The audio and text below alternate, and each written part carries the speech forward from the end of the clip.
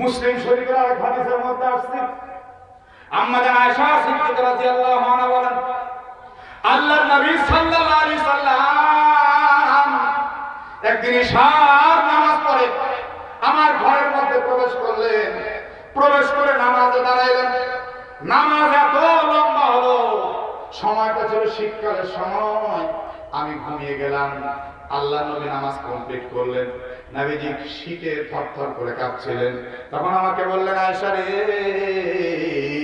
তুমি একটু আমার কাছে আসো, আমার সঙ্গে একটু শোও, তাহলে আমাদের গা লাগালাগি শুইলে আমরা একটু কুসুম পাবো, গরম পাবো, তাহলে দেখবে আমাদের মধ্যে একটা শান্তি লাগবে, মজা লাগবে।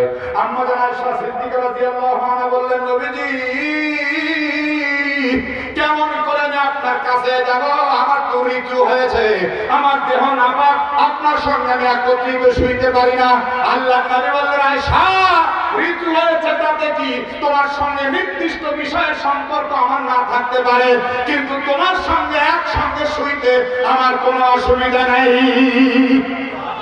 আল্লাহ নবী বলেন, আম্মা জান আয়েশা সিদ্দিকা রাদিয়াল্লাহু আনহা বলেন, নবীজি আমার দেহের কাপড়ের একটা অংশ দিয়ে নিজেকে জড়িয়ে নিলেন এবং এক কাপড়ে জড়িয়ে নিজেরা বুকের সঙ্গে এমন ভাবে আমরা মিলিয়ে শুইলাম। কিছুক্ষণ পর নবীজি ঠান্ডা দূর হয়ে গেল আর নবীজিও স্বাভাবিক হয়ে গেলেন। এখান থেকে মাসআলা আসে, ঋতুবতী অবস্থায় নারীদের কাছে যাওয়া জায়েজ, নারীদের স্পর্শ করা জায়েজ, তবে নির্দিষ্ট কোনো সম্পর্ক করা না জায়েজ এবং অন্য রাস্তা দিয়েও কোনো সম্পর্ক করা না জায়েজ। কথা বলেন, কথা বলেন। নবীজি আর আম্মা জান আয়েশা সিদ্দিকা একান্তভাবে শুয়েছেন, একদম লাগালাগি। হাদিসের মধ্যে আসছে, স্বামী আর স্ত্রী শুইবে আমিরাতুল ওয়াহিদা, একবার এসে, এটা হলো নবীর সুন্নাত। সুবহানাল্লাহ বলেন। আর বর্তমানে বালিশ কয়টা? যুবকেরা কথা কম না কেন, কয়টা? বালিশ দুইটা, কখনো তিন চারটাও হয়। মাঝখানে আবার দেওয়া লাগে একটা, কথা কম না কেন, ঠিক কিনা? মাঝখানে একটা দেওয়া লাগে, মাঝে মাঝে একটু রাগ বের হয়, তখন মাঝখানে একটা দেয়, দিয়ে স্বামীর মতো স্বামী উত্তর দিক, স্ত্রীর মতো স্ত্রী দক্ষিণ দিক। সারা রাত অবস্থায় কেটে যায়, কেউ কারো ধার ধরে না। অথচ আল্লাহ নবীর হাদিসের মধ্যে আসছে, যে স্বামী তার স্ত্রীকে আহ্বান করলো আর স্ত্রী স্বামীর ডাকে সাড়া না দিল, জান্নাতের হুর বালাগণ ওই স্ত্রীকে অভিসম্পাদ করতে থাকে আর বলতে থাকে, ওরে আমাদের স্বামীকে কষ্ট দিও না, খুব অল্প সময় পরে সে আমাদের সঙ্গে মিলন ঘটাবে, আমাদের স্বামীকে কষ্ট দিও না, তোমার উপরে আল্লাহ লানত করুক, তোমার উপরে আল্লাহ লানত করুক। মনে রাখবেন, যে স্ত্রী তার স্বামীর ডাকে সাড়া না দেয়, সেই স্ত্রীর ব্যাপারে হুর রাগান্বিত হয়ে যায়। আমরা হুরেরও স্বামী, হুর আমাদের জন্য পাগলিনী হয়ে আছে। আস্তে বলেন সুবহানাল্লাহ। জান্নাতে হুর চান না আপনারা? কারা কারা হুর চান না দেখি?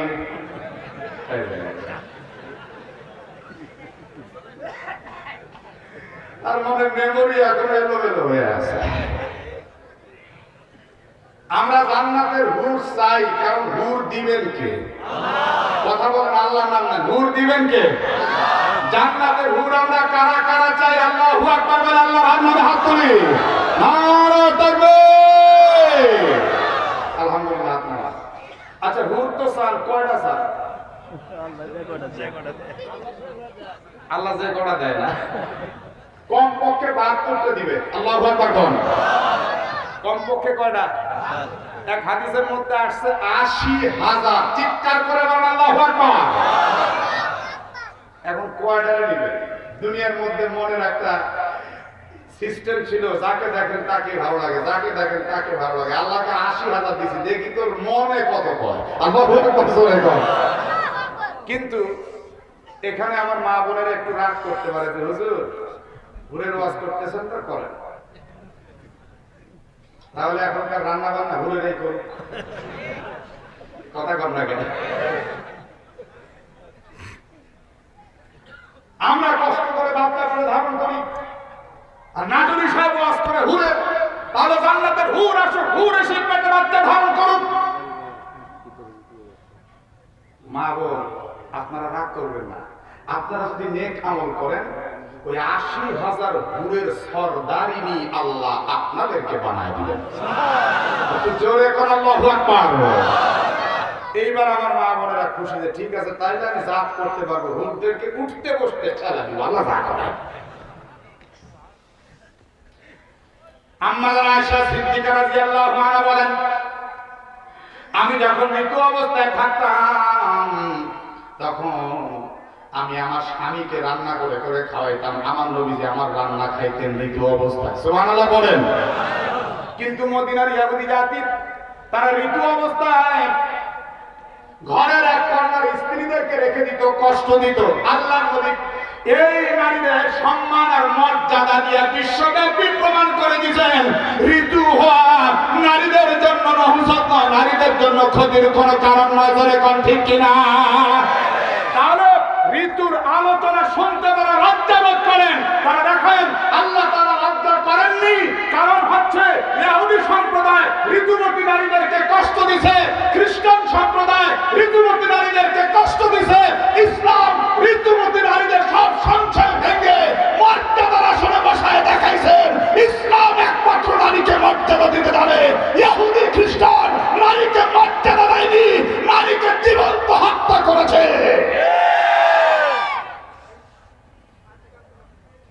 কোথায় ইসলাম? কোথায় আজকে আমাদের কালচার? আমাদের গ্রাম দেশের মধ্যে এখনো অনেক নহুসত এরকম আছে নারীদের ব্যাপারে।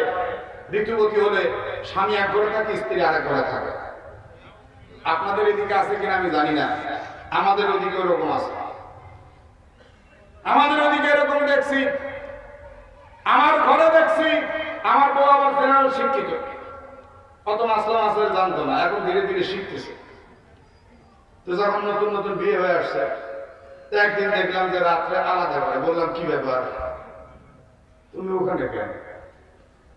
যাওয়া যাবে না। আরে বাবা কেন যাওয়া যাবে? ওই সমস্যা আছে। আরে কি সমস্যা বলো না? আপনি এক ঘরে আলাদাই থাকেন না। মেয়ে মানুষ বুক ফাটে তো মুখ ফোটে না, কথা কর না কেন, ঠিক কিনা? মানে ওর যে ঋতু হয়েছে এটা বলতে লজ্জা পাচ্ছে। বললাম আরে সমস্যাটা কোথায়? বলে আমার অসুস্থতা। ও বুঝতে পারছি, এই অসুস্থতা তো আলাদা করে কেন? বলে আমাদের ওইদিকে তো এরকমই সব করে। বললাম না, এটার নাম ইসলাম না, এটার নাম শরিয়াত না। একসাথে শুইতে পারবা, খাইতে পারবা, সব কিছুই হবে, কিন্তু একটা নির্দিষ্ট সম্পর্ক আছে, ওইটা হবে না। তুমি যা ভাবছো এটার নাম ইসলাম না। তবে এটাই তুমি যেটা করতেছো এটা ইহুদি আর খ্রিস্টানরা করতো, কথা কর না কেন, ঠিক কিনা? ও আমার বাবারা, ও আমার মায়েরা, খুব ভালো করে শুনতে হবে, ভালো করে বুঝতে হবে। ইসলাম এত উদার, ইহুদি আর খ্রিস্টানদের চাইতেও ইসলাম অনেক বেশি উদার। ইসলাম চোখে আঙ্গুল দিয়ে দেখিয়ে দিয়েছে নারীদের সম্মান আর মর্যাদা কত। সুবহানাল্লাহ বলে। এখন এখানে কয়েকটা প্রশ্ন আছে। নারীদের যখন ঋতু হয় তখন তাদের খুব কষ্ট হয়, কি বলেন তাই না? তো আল্লাহ তাআলা তিনি তো অন্তর্যামী, আলিমুম বিযাতিস সুদূর। তিনি জেনে বুঝে নারীদের উপরে কষ্টটা চাপিয়ে দিলেন কেন? এটা একটা প্রশ্ন কিনা, জোরে কন। আমি কয়েকটা প্রশ্ন এখান থেকে টেনে বের করছি আপনাদের সামনে, তাহলে আয়াতটা আপনাদের সামনে একদম পরিষ্কার হয়ে যাবে। 1 নাম্বার, এই ঋতু শুরু হলো কখন? 2 নাম্বার, ঋতু কেন আরম্ভ হলো? 3 নাম্বার, আল্লাহ পাক নারীদেরকে ঋতু দিলেন কেন? 4 নাম্বার, ঋতু অবস্থায় স্বামী স্ত্রীর সম্পর্ক কেমন হওয়া উচিত? 5 নাম্বার, ঋতু অবস্থায় নারীরা ইবাদত করতে পারবে কিনা? 6 নাম্বার, ঋতু অবস্থায় নারীরা সাজুগুজু করতে পারবে কিনা? প্রশ্ন তুললাম কয়টা? কথা বলেন না, কয়টা? হ্যাঁ, এগুলি হলো তাফসীরের ধারা। আপনারা ওই ওয়াজ মাহফিল শুনেন, আমি তো আশেপাশে মাঝে মাঝে আসি, এক কাহিনী দিয়ে সেরে দিই, কতক্ষণ ঠিক কিনা? কিন্তু এটা হলো ধারা ভিন্ন, এইভাবে বুঝতে হবে, কথা বলতে হবে, খুব আগ্রহের সাথে কথা বলতে হবে। তাহলে এ ব্যাপারে প্রশ্ন করলাম কয়টা? 6টা। 1 নাম্বার কি প্রশ্ন করেছি? ঋতু আরম্ভ হলো কখন, কোন সময় থেকে? এই ঋতু শুরু হয়েছে জান্নাত থেকে। আল্লাহু আকবার বলেন। ওয়ালা তাকরাবা হাদিহিশ শাজারা ফাতাকুনা মিনাজ জালিমিন।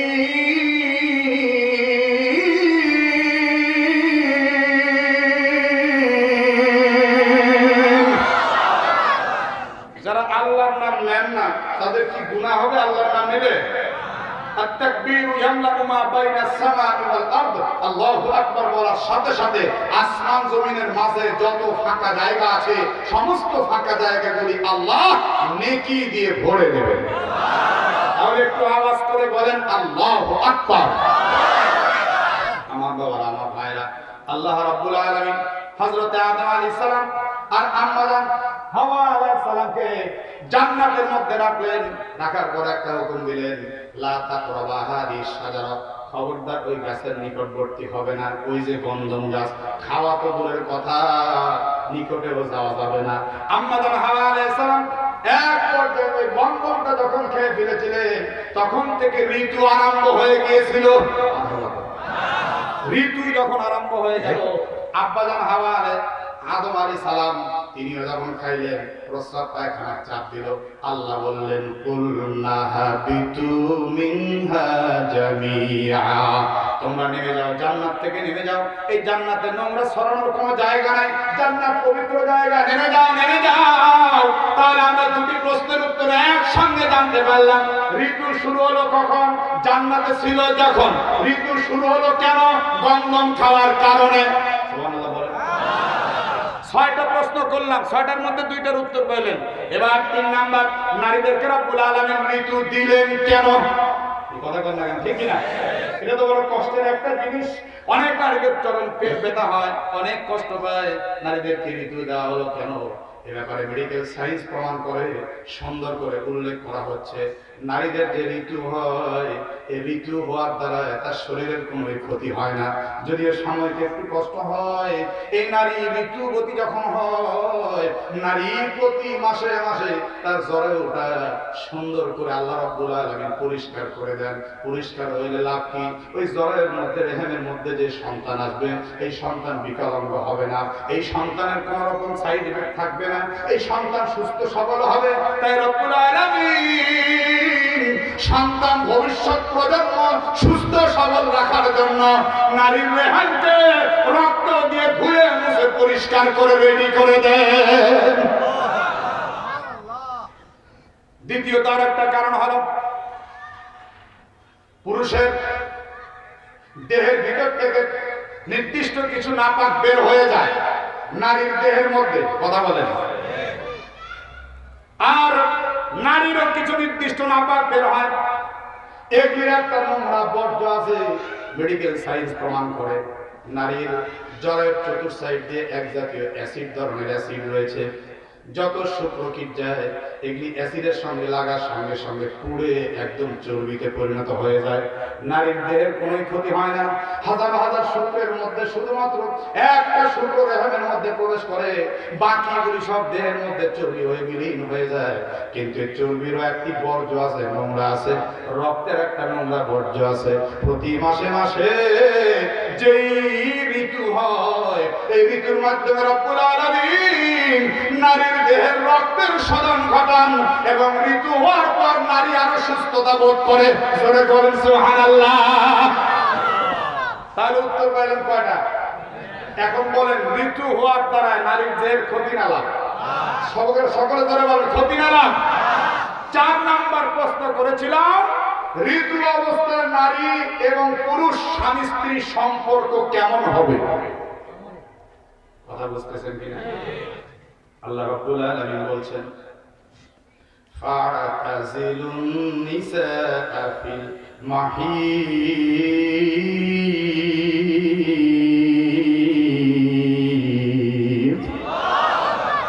আল্লাহ বলেন, হুয়া আযা, যেহেতু ঋতু নাপাক, সুতরাং তোমরা যখন ঋতুবর্তী নারী পাবে, তোমাদের স্ত্রী যখন ঋতু অবস্থায় থাকবে, তখন তাদের কাছ থেকে তোমরা দূরে থাকো, দূরে থাকো। ওয়ালা তাকরাবুহুন্না হাত্তা ইয়াতহুরনা, কতক্ষণ দূরে থাকবা? যতক্ষণ পর্যন্ত তারা পবিত্রতা অর্জন না করবে, ততক্ষণ পর্যন্ত তাদের নিকটবর্তী হবে না। পবিত্রতা অর্জন করলে তাদের কাছে যাবা। ফাইদা তাতাহহারনা ফাতুহুন্না, যখন তারা পবিত্রতা অর্জন করে, ফাতুহুন্না, তখন তাদের নিকটে আসো। মিন হাইসু আমারাকুমুল্লাহ, যেভাবে আল্লাহ পাক আদেশ করেছেন ঠিক সেইভাবে। ইন্নাল্লাহা ইউহিব্বুত তাওয়াবিন, নিশ্চয়ই আল্লাহ তাআলা তওবাকারীকে ভালোবাসেন। জোরে জোরে বলেন আল্লাহু আকবার। হাদিসের মধ্যে আল্লাহর নবী বলেন আত-তাইবু হাবিবুল্লাহ, তওবাকারী আল্লাহর বন্ধু। সুবহানাল্লাহ। এই আয়াতের শান নজুলের মধ্যে আসছে একবার হযরত ওমর ফারুক রাদিয়াল্লাহু আনহু আল্লাহর নবীর কাছে এসে বললেন, নবীজি গো, আজকে রাত্রে আমার ঘোড়া আমি উল্টা রাস্তায় পরিচালিত করেছি। ভাষার স্বাধীনতা দেখছেন? সুবহানাল্লাহ বলেন। নবীজি চুপচাপ। এরপরে আয়াত নাজিল হলো। নাজিল হওয়ার পরেই আল্লাহ রাব্বুল আলামিনের পক্ষ থেকে নবীজি জানাই দিলেন, আমার আপনি উল্টা রাস্তায় পরিচালিত করেছেন, মানে আপনি তো পেছন রাস্তায় পরিচালিত করেননি। বলে জি না হুজুর, খালি উল্টো হয়ে গেছে, রাস্তাটা উল্টো হয়ে গেছে, কিন্তু রাস্তা একটাই ছিল, খালি আগে আর পিছে হয়ে গেছে। হুজুর বললেন এ ব্যাপারে কোনো সমস্যা নেই, ইন্নাল্লাহা ইউহিব্বুত তাওয়াবিন, নিশ্চয় আল্লাহ তাআলা তওবাকারীকে ভালোবাসেন। আপনি আল্লাহর ভয়ে ভীত সন্ত্রস্ত হয়েছেন, কোনো সমস্যা নেই। ইউহিব্বুল মুতাতাহহিরিন, এবং যারা নারী তারাও তো পবিত্রতা অর্জন করেছে, আল্লাহ পবিত্রতা অর্জনকারীকেও ভালোবাসেন। আল্লাহু আকবার জোরে বলেন। এখন প্রশ্ন গেল চারটা, উত্তর পেয়ে গেলেন। 5 নাম্বার, ঋতু অবস্থায় নারীরা ইবাদত করবে কি না? এটা একটা বিশাল প্রশ্ন। কথা কর, এই কথা কর না কেন? প্রথম কথা হলো সূরা ওয়াকিয়ার মধ্যে আল্লাহ রাব্বুল আলামিন বলছেন লা ইয়ামাসসুহু ইল্লাল মুতাহহারুন।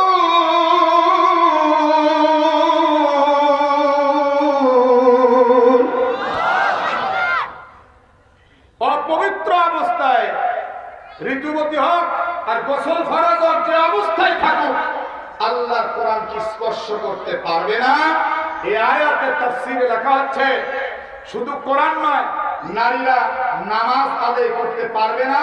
শুধু নামাজ আদায় করবে না তা না, ওই নামাজ আর কাজাও করতে হবে না, একবারে মাফ। সুবহানাল্লাহ বলেন। এখন প্রশ্ন হচ্ছে, নামাজ 5 ওয়াক্ত, ফরজ না সুন্নাত? সকলে বললে খুশি হব। ফরজ না সুন্নাত? কি ফরজ? ফরজে আইন। বলেন কি ফরজ? সকলে বলেন কি ফরজ? ফরজ কত প্রকার? 2 প্রকার। এই এতদিন পরে এই বোঝাই বুঝছেন। প্রথমত ফরজ 4 প্রকার। আওয়াজ করে বলেন কয় প্রকার? 1 নাম্বার ফরজে আইন, 2 নাম্বার ফরজে কিফায়া, 3 নাম্বার ফরজে দায়েমি, 4 নাম্বার ফরজে জিম্মি। সুবহানাল্লাহ। ফরজে আইন যেমন 5 ওয়াক্ত নামাজ, রমজান মাসের রোজা, প্রত্যেকটা বালেগ নারী আর পুরুষের জন্য বাধ্যতামূলক করণীয় করিতেই হইবে। কথা কোন? 2 নাম্বার ফরজে কিফায়া, যেমন জানাজা একাধিক ব্যক্তি আদায় করলে সবার হইয়া যায়। 3 নাম্বার ফরজে দায়েমি। দায়েমি শব্দের অর্থ হলো সার্বক্ষণিক, সদা সর্বদা যে ফরজটা আমাকে আপনাকে মানতে হবে, এটা নারীর জন্য ফরজ, পুরুষের জন্য ফরজ। যেমন 1 নম্বর সতর ডাকা, লজ্জাস্থান ঢেকে রাখা, পুরুষের নাভি থেকে একদম হাঁটুর নিচ পর্যন্ত। 2 নাম্বার আমার আপনার জন্য দায়েমি ফরজ হলো রাত দিন 24 ঘন্টা ঈমানের হালতে থাকা। দায়েমি ফরজ যদি আমরা না মানি, আমাদের তো একদম অবস্থা খারাপ হয়ে যাবে, কবিরা গুনাহে লিপ্ত হব। আমার ভাইরা 4 নম্বর ফরজে জিম্মি, জিম্মাদারি ফরজ। কেমন জিম্মাদারি? আল্লাহ রাব্বুল আলামিনের পক্ষ থেকে আপনার প্রতি একটা দায়িত্ব আসলো, একটা লোক আপনাকে নিয়োগ দিতে হবে, উপযুক্ত লোক। কিন্তু আপনি ঘুষ খাইয়ে একজন লোক নিয়োগ দিলেন, সেই লোকটা একদম অনুপযুক্ত মানুষ। এই রকম ঘটনা বাংলাদেশের জমিনে আছে না? না। আপনার দায়িত্ব, আপনি 5 জন লোক নিয়োগ দিবেন, কিন্তু আপনি নিয়োগ দিলেন উপযুক্ত নিয়োগ না দিয়ে অনুপযুক্ত নিয়োগ দিলেন, আল্লাহ তাআলা এই ব্যাপারে আপনাকে ধরবেন। সংক্ষেপ করে বলে গেলাম, তাহলে 5 ওয়াক্ত নামাজ পড়া ফরজে আইন, রমজান মাসের রোজা রাখা ফরজে আইন। এবার বলতে হবে, বলেন 5 ওয়াক্ত নামাজ পড়া কি ফরজ? এর আগে প্রশ্ন করছি, হয়তো মনে মনে রাগ করতে পারেন, আমরা জানি না জন্য তো জানতে আসছি, প্রশ্ন করেন কেন? আরে প্রশ্ন না করলে উত্তর আসবে কি করে? কথা বলেন ঠিক কিনা? 5 ওয়াক্ত নামাজ পড়া ফরজে আইন, রমজান মাসের রোজা রাখা, সকলে বলতে পারেনি, রমজান মাসের রোজা রাখা ফরজে আইন। তাহলে যেই মানের ফরজ নামাজ, একই মানের ফরজ রোজা। মহিলাদের জন্য নামাজ মাফ, কিন্তু রোজা মাফ না। সুবহানাল্লাহ। মহিলাদের জন্য নামাজ মাফ, তাদের জন্য ঋতু অবস্থায় নামাজ ওয়াজিব হয় না, নামাজ তাদের কাজাও হয় না। তবে রমজানের রোজা তাদের জন্য ওয়াজিব হয়, কাজাও ওয়াজিব হয়। সুবহানাল্লাহ। তারা ঋতু অবস্থায় রোজা রাখবে না, পবিত্রতা অর্জনের পরে রোজা রাখবে। তাহলে ঋতু অবস্থায় মহিলাদের ইবাদতের অবস্থা কি? তারা কোরআন স্পর্শ করতে পারবে না, 1 নম্বর। 2 নম্বর, নামাজ হবে না এবং নামাজ কাজা করতে হবে না। 3 নম্বর, রোজার মাসে যদি ঋতু হয় রোজা রাখবে না, তবে রমজান চলে গেলে যেই কয়েকটা রোজা ঋতুর কারণে তার ভাঙ্গা পড়ে গেছে, ওই কয়েকটা রোজা তার জন্য আদায় করা ওয়াজিব হয়ে যাবে। আচ্ছা, আর কি করতে পারবে? এটা তো একটা প্রশ্ন, কথা কোন ঠিক কিনা? ফতোয়ার কিতাবের মধ্যে আসছে, ও আমার মা বলে একটু লক্ষ্য করে শুনুন মা, আপনি যদি ইচ্ছা করেন এটা আপনার জন্য ফরজ না, এটা আপনার জন্য সুন্নত না, এটা আপনার জন্য নফল না, এটা আপনার জন্য একটা মুস্তাহাব আমল হবে।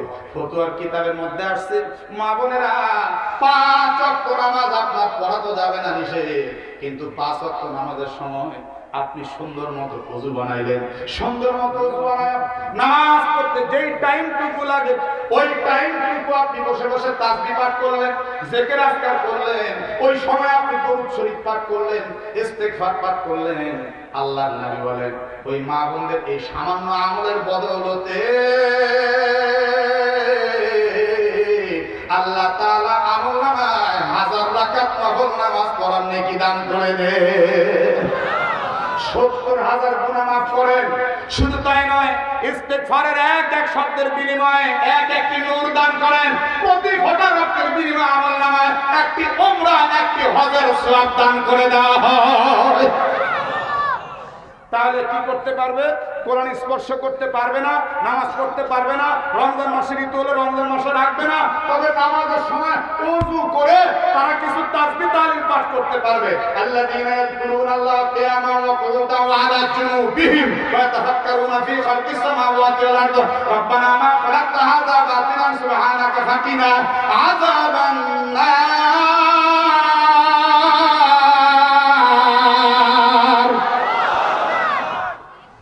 তাহলে ইবাদতের বিষয়ে আমরা কয়েকটি মাসাইল জানলাম। এবার 6 নম্বর প্রশ্ন হলো, নারী যখন ঋতু হবে তখন কি তারা সাজুগুজু করতে পারবে না? এটা একটা প্রশ্ন কিনা বলে? হ্যাঁ, হাদিস শরীফের মধ্যে আসছে, ও আমার আম্মা জানেরা ঋতু অবস্থায় সাজুগুজু করতে পারবেন, যেমন খুশি তেমন সাজতে পারবেন, তবে সেই সাজুগুজুটা হলো একমাত্র স্বামীর সম্মান আর মর্যাদা রক্ষার জন্য। আপনি পর্দার মধ্যে সাজলে আপনার সম্মান মর্যাদা রক্ষা হবে। মাগো, আপনাদের ইজ্জত আল্লাহ রাব্বুল আলামিন স্বয়ং নিজেই দান করেছেন। মাদের ইজ্জত রক্ষা করতে কত যুবক জীবন দান করেছে, কত রাজা বাদশা পর্যন্ত জীবন দান করেছে। মাঝখান থেকে একটা চিত্র আমি আপনাদের সামনে একটু ছোঁয়া দিয়ে যাই। বাদশাহ নুরউদ্দিন জাহাঙ্গীর রহমাতুল্লাহ আলাইহি দরবারের মধ্যে বসে বসে বিচার কার্য পরিচালনা করছেন। এমন সময় একটা বুড়ি এসে ডাক দিয়ে বলে, হে নুরউদ্দিন, তোমার বিচার থামাও, আমি একটা বিচার নিয়ে আসছি, এই বিচারটা আগে করো। কোন বাদশার দরবারে গিয়ে বর্তমান সময়ে যদি কেউ নাম ধরে তাকে ডাকে, আমার মনে হয় ওই জায়গাতেই তার লাশ পাওয়া বড় কঠিন হবে। কথা কম না কেন, ঠিক কিনা? এত বড় একজন বাদশা নুরউদ্দিন জাহাঙ্গীর রহমাতুল্লাহ আলাইহি গোটা দরবারকে একদম স্তব্ধ করে দিয়ে, বিচার কার্য বন্ধ করে দিয়ে ওই বুড়িমার দিকে তাকাইছে। সুবহানাল্লাহ বলো।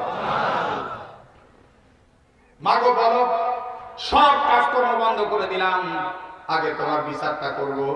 এবার বুড়ি বলে, বাদশারে, আমার সন্তান মাত্র 1 সপ্তাহ হলো তোমার সৈন্য বাহিনীর সঙ্গে যুদ্ধের ময়দানে গেছে, যুদ্ধ করার জন্য চলে গেছে। আমার সন্তান তোমার একটা সৈনিক, তোমার একজন কর্মী, সে রাষ্ট্রের একজন খাদেম। যুদ্ধে যাওয়ার আরো 1 সপ্তাহ পূর্বে সুন্দরী পুত্রবধূ বিয়ে করে রেখে চলে গেছে আমার কাছে। আমার পুত্রবধূটা অত্যন্ত সুন্দর, ও বাদশা, সমস্যা হয়ে গেল। আমার সন্তান চলে যাওয়ার পর থেকে নিয়ে এই 7 দিন আমার স্ত্রীকে শান্তি দিচ্ছে না একটা যুবক, অত্যন্ত দস্যু টাইপের যুবক। এই যুবকটা সন্ধ্যা লাগলে চলে আসে, আমার পুত্রবধূকে কুপ্রস্তাব দেয়। আমার পুত্রবধূ সাজুগুজু করে থাকলেও আমার পুত্রবধূ জীবনেও কোনোদিন চেহারাটা মানুষকে দেখায় নেই, সতীত্বর চরিত্র কোনোদিন তার নষ্ট হয় নাই। আমার পুত্রবধূকে যখনই সে কুপ্রস্তাব দেয়, সাথে সাথে সে চোখের পানি ছেড়ে ডাকতে বলে, যুবক রে, আল্লাহকে ভয় করো। যুবক বলে, কেউ দেখবে না। এবার মেয়েটি বলে, কেউ না দেখলে যিনি দেখেন চিৎকার করে বলুন তিনি কে? যুবক প্রতিদিন কুপ্রস্তাব দিয়ে যাচ্ছে, আমার পুত্রবধূ কুপ্রস্তাবে রাজি হয় না। গত রাত্রিতে যুবকটা বলে গেছে, যুবতী, আগামী রজনীতে আসবো, তোমার হবে আগামী রজনী শেষ রজনী। তুমি যদি আমার সঙ্গে তোমার দেহদানের ইচ্ছা না হও, তাহলে একটা কোপ দিয়ে তোমার ঘর থেকে মস্তকটা ছিন্ন করে দিব। আমি তোমাকে পাবো না, দুনিয়ার মধ্যে তোমাকেও রাখবো না। তুমি আমার বিচারটা করবা কিনা বলো? এবার বুড়ি ভালো মতো তাকায় দেখতে পাচ্ছে বাদশাহ নুরউদ্দিন জাহাঙ্গীর দরবারের মধ্যে সিংহাসনে বসা আছে ঠিকই, কিন্তু মাথাটা নিচের দিকে, চোখটা বন্ধ, থর থর থর থর করে কাঁপতেছে। বুড়ি ডাকতে বলে,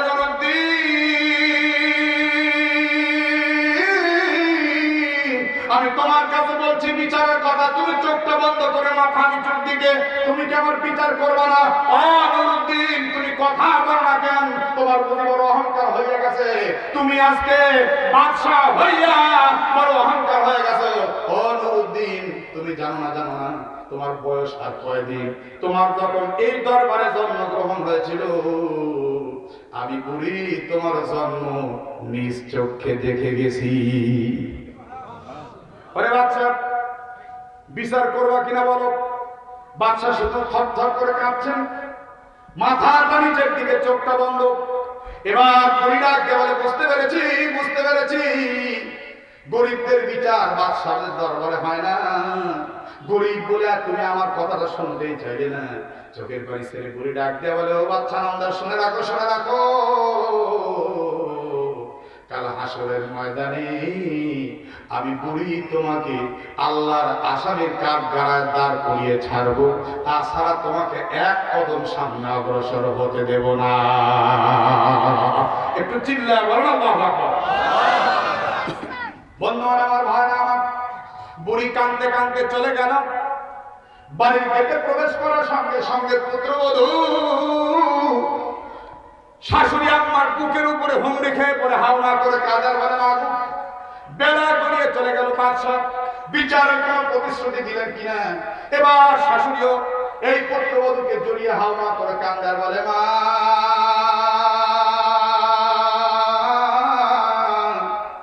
গরিবদের বিচার বাদশাদের দরবারে হয় না রে মা।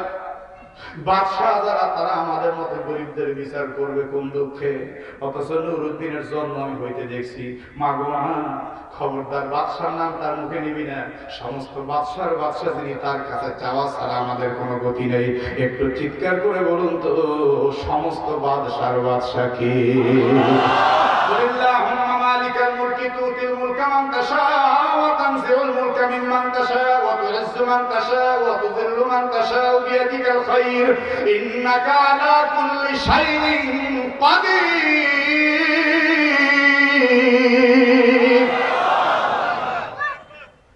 বুড়িমা বললেন, শোনো মা, তুমি তোমার ঘরে, আমি আমার ঘরে, কায়মানা বাক্যে একা পিঠটা আল্লাহর দরবারে চোখের পানি ছেড়ে দিই।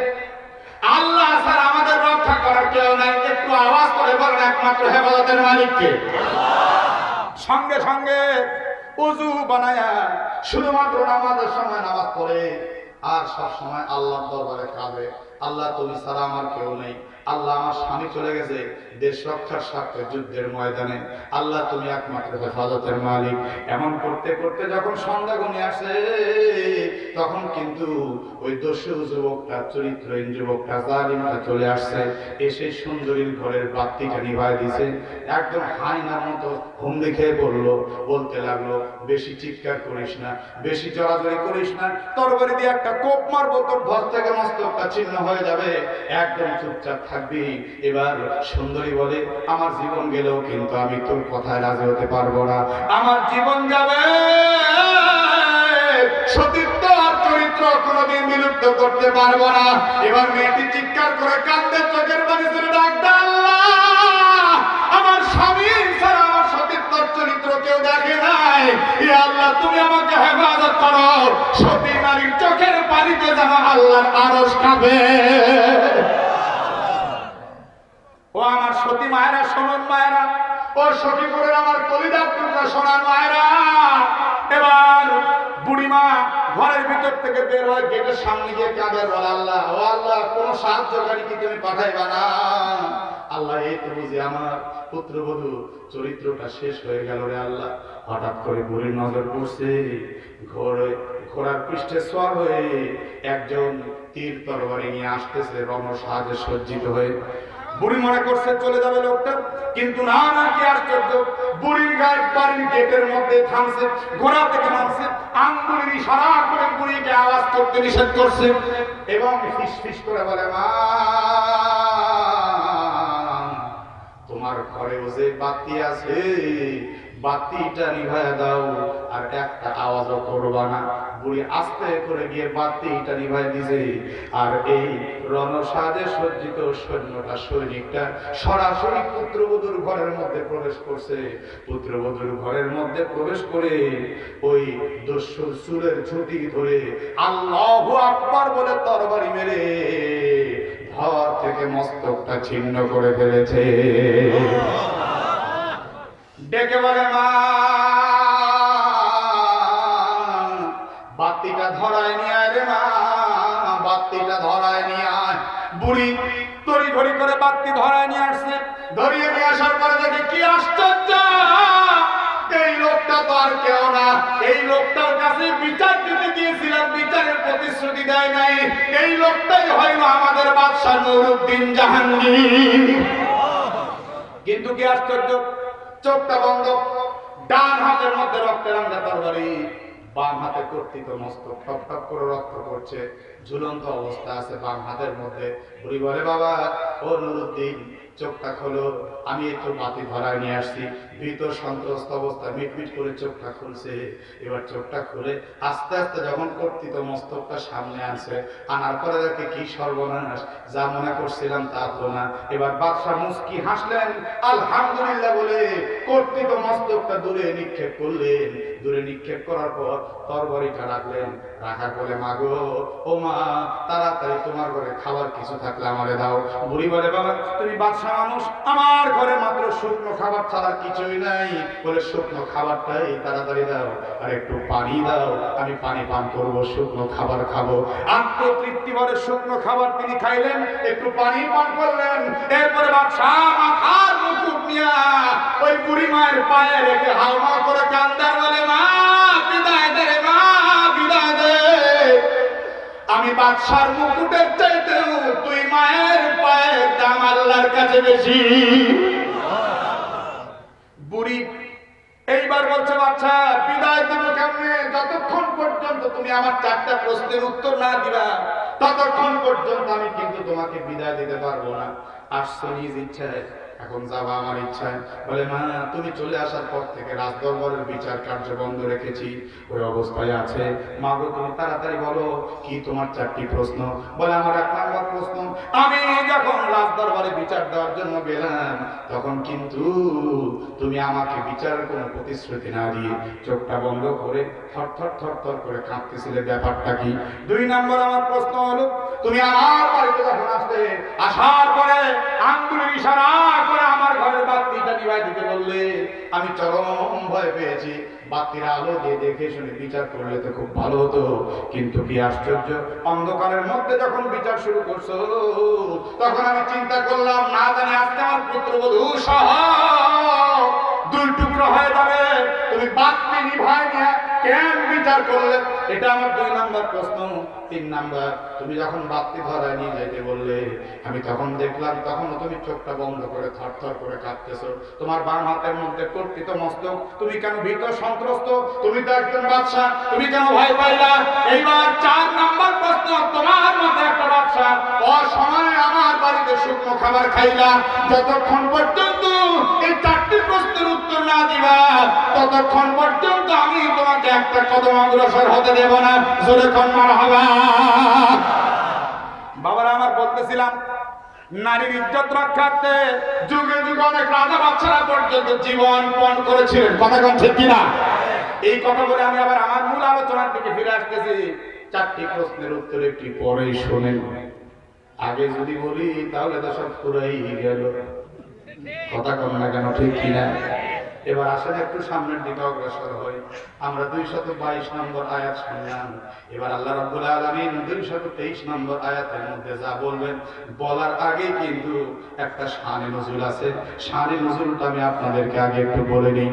মদিনায় যে সমস্ত ইহুদি ছিল, তাদের একটা অভ্যাস ছিল, তারা আবল তাবল মন্তব্য করে বসতো আল্লাহ, আল্লাহর রাসূল, ইসলাম সম্বন্ধে। নাউজুবিল্লাহ। মদিনায় ইহুদি সম্প্রদায় যারা, তারা স্ত্রীর সঙ্গে থাকতো একভাবে, আর যারা মক্কায় ছিল এরা আবার স্ত্রীদের সঙ্গে থাকতো বিভিন্ন ভাবে। ভাষাটা বুঝে নেন, আর কিছু বলতে পারবো না। মদিনায় এসে এক মুসলিম এক ইহুদি মেয়েকে, কি বলে, আনসারকে, সে আগে ইহুদি ছিল, যখন বিয়ে করেছে, সে যখন বিভিন্ন ভাবে স্ত্রীর সঙ্গে থাকতে চায়, স্ত্রী তখন গিয়া আল্লাহর নবীর কাছে বিচার দিছে, ইয়া রাসূলুল্লাহ, আমরা যখন ইহুদি ছিলাম তখন আমাদেরকে একভাবে থাকতে বলা হতো আর একভাবে রাখা হতো। বিভিন্ন ভাবে যদি থাকা হয় তাহলে পেটের সন্তান টেরা হয়, এই জন্য বিভিন্ন ভাবে থাকা জায়েজ নেই। এটা ইহুদিদের মতবাদ। জোরে বলেন, কাদের মতবাদ? কথা কন না কেন, কাদের? একভাবে থাকলে সন্তান টেরা হয় না, বেকা হয় না, ল্যাংড়া হয় না, লুলা হয় না, খোঁড়া হয় না। আর বিভিন্ন ভাবে থাকলে সন্তান ল্যাংড়া, খোঁড়া, লুলা, বোবা, এটা ওটা অনেক কিছুই হয়। এই জন্য নবীজি, আমি এর সঙ্গে এইভাবে থাকতে পারবো না। আল্লাহ নবী যখন চুপচাপ রইলেন, সাথে সাথে আল্লাহ তাআলা ওই ইহুদির বাচ্চা, নোংরা মনের মানুষ যারা, তাদের এই সমস্ত নোংরা কুসংস্কারের সুন্দর জবাব দিয়ে সূরা বাকারা 223 নম্বর আয়াত নাযিল করে দিল। আল্লাহ বললেন, নিসাউকুম হারসুল লাকুম, তোমাদের স্ত্রীগণ তোমাদের জন্য শস্য ক্ষেত। সুবহানাল্লাহ। ফাতু হারসাকুম, সুতরাং তোমরা তোমাদের শস্য ক্ষেত্রে আসো, আন্না শিতুম, যেমন করে ইচ্ছা তেমন করে, যেমন ভাবে ইচ্ছা তেমন ভাবে। জোরে করে আল্লাহু আকবার। এখন এই আয়াত নিয়ে আমাদের বাংলাদেশ সহ সারা পৃথিবীর নাস্তিকদের কিছু গাত্রদাহ আছে। আপনাদেরকে কোরআন দিয়ে ভুল বুঝাবে, উল্টা পাল্টা বুঝায় বলবে, দেখো আল্লাহ তাআলা নারীদেরকে কত অপমর্যাদা করেছে, নারীদেরকে কত হীন মন্যতায় ছুঁড়ে ফেলেছে। আল্লাহ রাব্বুল আলামিন নারীদেরকে শস্য ক্ষেত্র বলেছে, এটা 1 নম্বর অমর্যাদা, নারীদের সম্মান হানি। দ্বিতীয়ত আল্লাহ তাআলা পুরুষদেরকে বলেছে যেমন করে ইচ্ছা তেমন করে গমন করো। তার মানে নারীদেরকে একদম ভোগের পাত্রী বানিয়ে ছেড়েছে। একটু চিৎকার করে বলো নাউজুবিল্লাহি মিন যালিক। এখানে কথা দুইটা। 1 নাম্বার, নারীদেরকে আল্লাহ বললেন শস্য ক্ষেত্র। নাস্তিক যারা, তারা বলে আল্লাহ শস্য ক্ষেত্র না বলে সম্মানের কোন শব্দ উচ্চারণ করতে পারতেন। কথা বলেন না কেন, ঠিক কিনা? 2 নাম্বার, আন্না শিতুম, যেমন ভাবে ইচ্ছা তেমন ভাবে। এখানে আল্লাহ পাক নারীদেরকে ভোগের সামগ্রী হিসেবে, পণ্য হিসেবে বাজারজাত করেছেন। নাউজুবিল্লাহি মিন যালিক। তাহলে 2টি প্রশ্নের জবাব যদি আপনারা পান, তাহলে দেখবেন নারীদের জন্য এখানে আল্লাহ কত সুন্দর মর্যাদা তুলে ধরেছেন। আশ্চর্য হয়ে যাবেন শুনলে। 1 নাম্বার, যেমন ভাবে ইচ্ছা তেমন ভাবে। আমাদের নাটোরে এক নাস্তিক একদিন আমাকে এই প্রশ্ন করেছিল, ছি ছি ছি, একটু আপনারা নাউজুবিল্লাহ, একটু জোরে বলেন নাউজুবিল্লাহ। আমাকে কোরআনের এই আয়াত দেখায় বলছিল, আন্না শিতুম, ছি ছি ছি, আবার বলেন নাউজুবিল্লাহ। আর আন্না শিতুম, আমি বলছি আপনারা চিৎকার করে বলেন সুবহানাল্লাহ। ও বলছে সিসি, আমি কি বললাম? কেন বলতেছি দেখেন, যেমন করে ইচ্ছা তেমন করে। আপনারা আবার এরকম নোংরা কথা মানেন, এই নোংরা কথা দিয়ে মানুষকে ওয়াজ করে শোনান, আপনারা আবার এই নোংরা কোরআনের অনুসরণ করেন। মুসলমান যারা বসে আছেন একটা লোক জবান বন্ধ রাখবেন না, একটু চিৎকার করে বলেন কোরআন শরীফ কি নোংরা? একটু আওয়াজ করে বলেন কোরআন কি নোংরা? পবিত্র। আল্লাহু আকবার বলেন। আমি একটু রাগলাম না, আমি নাস্তিকদের নিয়ে বসে আগে একটা চা খাওয়াইলাম, রেগে গেলেন তো হেরে গেলেন। কথা কোন ঠিক কিনা? আমাদের মাথা ঠান্ডা রাখতে হবে, রাগলে হবে না। চা খাওয়ায় বললাম, মানে আমি না বুঝা ভান করে আবার বলছি, আচ্ছা আপনি কি যেন বলছিলেন বলেন তো? বলে মাওলানা তুমি কি উদাস নাকি? হ্যাঁ, আন্না শীতুম, তোমার আল্লাহ বলছেন নারীদের কাছে তোমরা যেমন ইচ্ছা তেমন করে দমন করো। আবার বলেন আল্লাহু আকবার। ও বলতে পারে সিসি, কিন্তু আমরা দেখতেছি এর মধ্যে পবিত্রতা আছে। কথা কন না কেন ঠিক কিনা? আমি বললাম আরে ভাই, যেমন ইচ্ছা তেমন করে গমন করছে, এর পিছনে একটা ব্যাকগ্রাউন্ড আছে, তো ইতিহাস আছে। কথা কন না কেন? আমি তখন এই শানে নজরুলটা শোনাইলাম, অবতীর্ণের কারণ শোনাইলাম, যেটা আপনাদেরকে শোনাইছি। এটা হচ্ছে ইহুদিদের একটা মতবাদকে আল্লাহ পাক খণ্ডন করেছেন। অর্থাৎ নারীদের কাছে শুধুমাত্র ইহুদিরা একভাবে গমন করত, আর যখন নারীদের কাছে মাত্র একভাবে গমন করা হয় তখন ওই নাস্তিক ইহুদিরা মনে করে যে এটাই একমাত্র সঠিক পথ, এটাই একমাত্র সুন্দর পথ। আর অন্যভাবে যেমন ইচ্ছা তেমন ভাবে গমন করলে তারা বলে নারীদের পেট থেকে যে সন্তান হবে সেটা টেরা সন্তান হবে, বেকা টেরা হবে। এটা তারা একটা কুসংস্কার সমাজের মধ্যে প্রচলন করে ছেড়েছিল। আল্লাহ তাআলা এই কুসংস্কারের জবাব দিয়েছেন, জবাব দিয়ে বলেছেন না, ইহুদিদের মতো না, তোমরা যেমন ইচ্ছা তেমন করে গমন করতে পারো, এতে সন্তান টেরাও হবে না, বোবাও হবে না, কালোও হবে না, সন্তানের কোনো ক্ষতি স্ত্রী সহবাসের কারণে হয় না। সুবহানাল্লাহ বলেন সুবহানাল্লাহ। উনি তখন বললেন এত তেরা বেকা কথা আমি বুঝি না। কি বলো? বললাম তাহলে আর একটু সহজ করে বলি, আপনারা এরকম জানেন কিনা জানি না, আমাদের না করে দেখা যায় চন্দ্র গ্রহণ যখন লাগে মেয়েদেরকে, এই আপনার গর্ভবতী মেয়েদেরকে বাইরে বের হতে দেওয়া হয় না। চন্দ্র গ্রহণ বোঝেন তো নাকি? তাহলে একটু জোরে বলেন বোঝেন? আচ্ছা, চন্দ্র গ্রহণ লেগেছে, মেয়েদেরকে বাইরে বের হতে দেওয়া হবে না। কেন হবে না? চন্দ্রগ্রহণের একটা নীল রশ্মি আছে, ওইটা যদি লাগে তো সন্তান অন্ধ হবে, পেটের সন্তান বিকলাঙ্গ হবে। আর ইসলাম কি বলে? আরে চন্দ্রগ্রহণের সময় তুমি দাঁড়াও, বসো, এইরকম কাজ হয়ে থাকো, বাঁকা হয়ে থাকো, সোজা হও, শুয়ে থাকো, যেমন ইচ্ছা তেমন, যা ইচ্ছা তাই করো, চলাফেরা করো। এখন যদি এই কথাটা কোনো নারী অপমানের কথা মনে করে তাহলে ওই নারীর বুঝতে ভুল হবে। আপনি যদি বলেন চন্দ্রগ্রহণে তুমি হাঁটাচলা করো, বসো, দাঁড়াও, যা ইচ্ছা তাই করো, কোনো সমস্যা নেই, এতে কি তাকে অপমান করা হলো নাকি স্বাধীনতা দেওয়া হলো? কথা কন না কেন? কি দেওয়া হলো? আমার যুক্তিগুলি বুঝতেছেন তো? এই যুক্তিগুলি না বুঝলে আয়াতের কিছু বুঝবেন না, শান নজরুলও বুঝবেন না। আমি নাস্তিক সাহেবকে বললাম, সাহেব আপনি কি বুঝতে পেরেছেন বিষয়টা? আন্না শীতু বলে আমার মাথা তো ঘোলায় গেল, তুমি কি বললা? সুবহানাল্লাহ। নাস্তিকদের মাথা তো ঘোলাবে, কারণ নাস্তিকদের চিন্তা এতটুকু, আর কোরআন হলো মহাসাগর। একটু জোরে বলেন না কেন আল্লাহু আকবার। আমি বললাম আপনার এ ব্যাপারে আর কোন প্রশ্ন আছে? প্রথম কথা খণ্ডন করেছি, দ্বিতীয়ত যুক্তি দিয়ে বুঝিয়েছি। আল্লাহ রাব্বুল আলামিন এ ব্যাপারে আয়াত নাযিল করতেন না, ইহুদিদের নোংরা আর কুসংস্কারকে দূর করতে আল্লাহ যেমন ইচ্ছা তেমন করে বলেছেন। কথা কন না কেন? ঠিক কি না? বলে ঠিক আছে, তাহলে ওই যে নিসাউকুম হারসুল লাকুম ফাতু হারসাকুম, তোমার রব যে তোমাদের স্ত্রীদেরকে, নারী জাতিকে, বিশ্বব্যাপী নারী জাতিকে শস্য ক্ষেত্র বললো, এটা না বলে তো অন্য কিছু বলতে পারতো। পেঁয়াজের অভাব নেই। কথা কন ঠিক কিনা? হ্যাঁ, কথা যুক্তিযুক্ত। আমি বললাম শোনেন, যারা কৃষক মানুষ তারা কিন্তু যেমন করে ইচ্ছা তেমন করে হাল বোয়াইতে পারে, উত্তর দিক থেকেও লাঙ্গল ধরতে পারে, দক্ষিণ দিক থেকেও লাঙ্গল ধরতে পারে, পূর্ব দিক থেকেও লাঙ্গল ধরতে পারে, পশ্চিম দিক থেকেও লাঙ্গল ধরতে পারে। আন্না শীতুম, যেমন করে ইচ্ছা তেমন করে একজন কৃষক তার জমিতে হাল বোয়াইতে পারে। এই ব্যাপারে তাহলে কিন্তু ফসলের কোনো ক্ষতি হবে না, এমন কোন কৃষকের কোনো আইন নাই। উত্তর দিক থেকে হাল ধরলে দক্ষিণ দিকের ফসল নষ্ট হবে, দক্ষিণ দিক থেকে হাল ধরলে উত্তর দিকের ফসল নষ্ট হবে, এমন কোন কথা আছে? কথা কোন আছে নাকি? নাস্তিক বলে না তা তো নাই। বললাম এটা যদি না হয় তাহলে নারীদের ব্যাপারে এমন চিন্তা তোমরা কেন করতেছো? ওই ইহুদির বাচ্চারা যা বলছে ইহুদির তালে তাল তুমি কেন মিলাইলা? এবার শোনো, রব্বুল আলামিন কেন নারীদেরকে শস্য ক্ষেত্র বলেছেন? কত সুন্দর মেডিকেল সায়েন্সের প্রতিষ্ঠাতা ডাক্তার জালেনুস আফলাতুন ইবনে সিনা তিনি তিনার কিতাবের মধ্যে উল্লেখ করেছেন।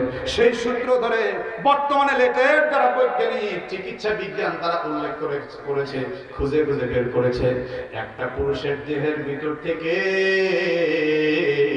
নারীর রেহেমে, নারীর পেটের মধ্যে প্রায় 200 থেকে 300 মিলিয়ন শুক্র চলে যায়।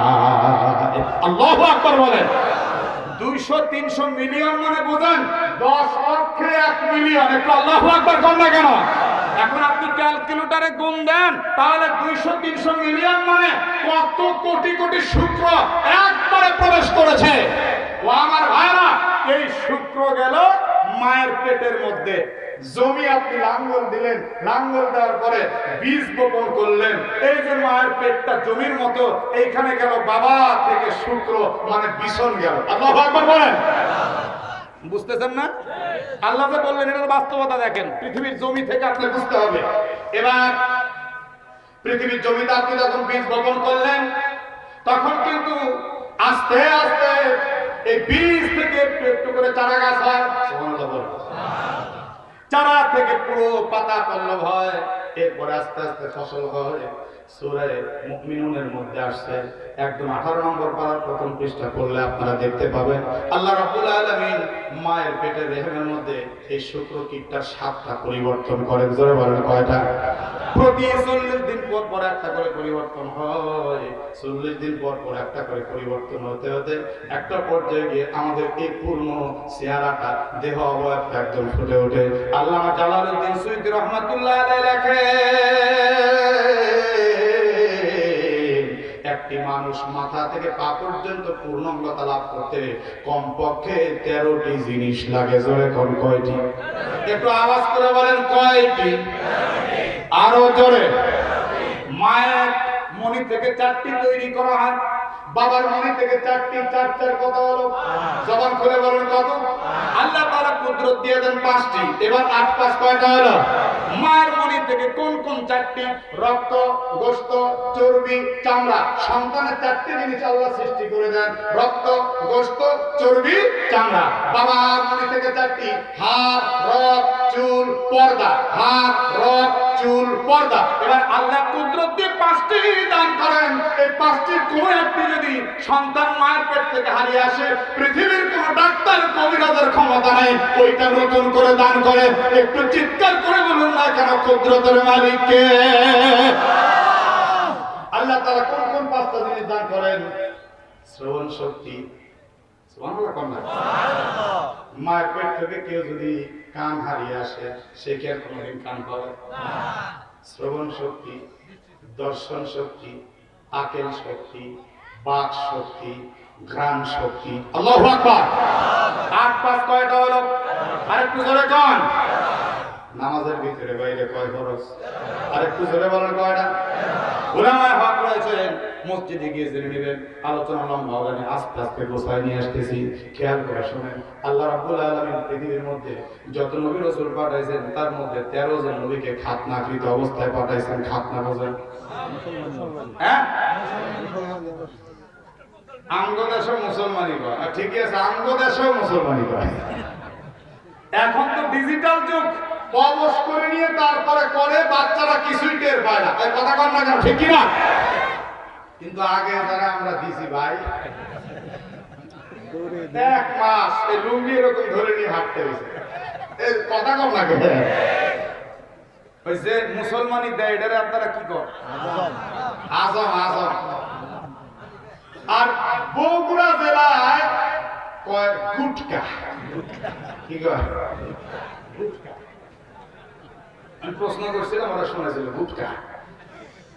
তো আমার নাটোরে গুটকা কয় না, আজমা কয় না, কয় উস্তা। আল্লামা কামালউদ্দিন দামিল রহমাতুল্লাহ আলাইহি লেখেন, প্রতি 12 মাইল পর পর ভাষার পরিবর্তন ঘটে। পরিবর্তন ঘটতে ঘটতে এমন ঘটাই ঘটে, বাংলাদেশের চট্টগ্রামে গিয়ে বাংলা ভাষার মৃত্যু হয়। কথা কোন ঠিক কি না? এবার বাহ কিটা মতে কিছু বুঝি না। আরে আরে গেলা ঠিক আছে শোনা বাইরা আমার। তো আমাদের দেশে ভাষা না বলে আপনাদের দেশে বলে যে আজম। আমাদের দেশে আমাদের নাটোরে যিনি এই খাতনা করাইতেন, মুসলমানি করাইতেন, উনি মারা গেছেন অনেক আগের বিষয়। এরকম পাবলি চুল, সাদা পায়জামা পাঞ্জাবি পরনে। ও যখনই সাইকেল নিয়ে যেত আমি বুঝতে পারতাম যে কাউকে না কাউকে এখন দুর্ঘটনা ঘটাবে। আমি তখন ক্লাস 2 এ পড়ি, একদম ছোট। একদিন আমার নজরে পড়ছে, আমি তখনই চিৎকার করে বলছি, তুই যদি আমার বাড়ি কোনোদিন আসিস তাহলে তোর অবস্থা খারাপ করে ফেলবো। উনি তখন সাইকেল থেকে নেমে বললেন, শোনো তোমারও সময় হয়ে আসছে বাবা। আমি তখন একদম নির্দিষ্ট একটা দিনে এই আজম চলে আসলো। আসার পরে আমারও মুসলমানের আয়োজন করা হলো। আমিও বুঝতে পারলাম আজকে আমার রোজ কেমন। আমার বাবা ছিলেন কৃষক মানুষ। আমার বাড়ির পাশে ধানের খেতে গিয়ে লুকাইছে, আমাকে কেউ খুঁজে পাচ্ছে না। এক পর্যায়ে আমার মা বোরখা পরে খুঁজতেছে, রেজাউল রেজাউল। আমি কথা কই না। ধানের ক্ষেতের আইল দিয়ে যখন মা যাচ্ছে তখন বললাম, মা আমি এই জায়গায় আছি, এদিকে আসো।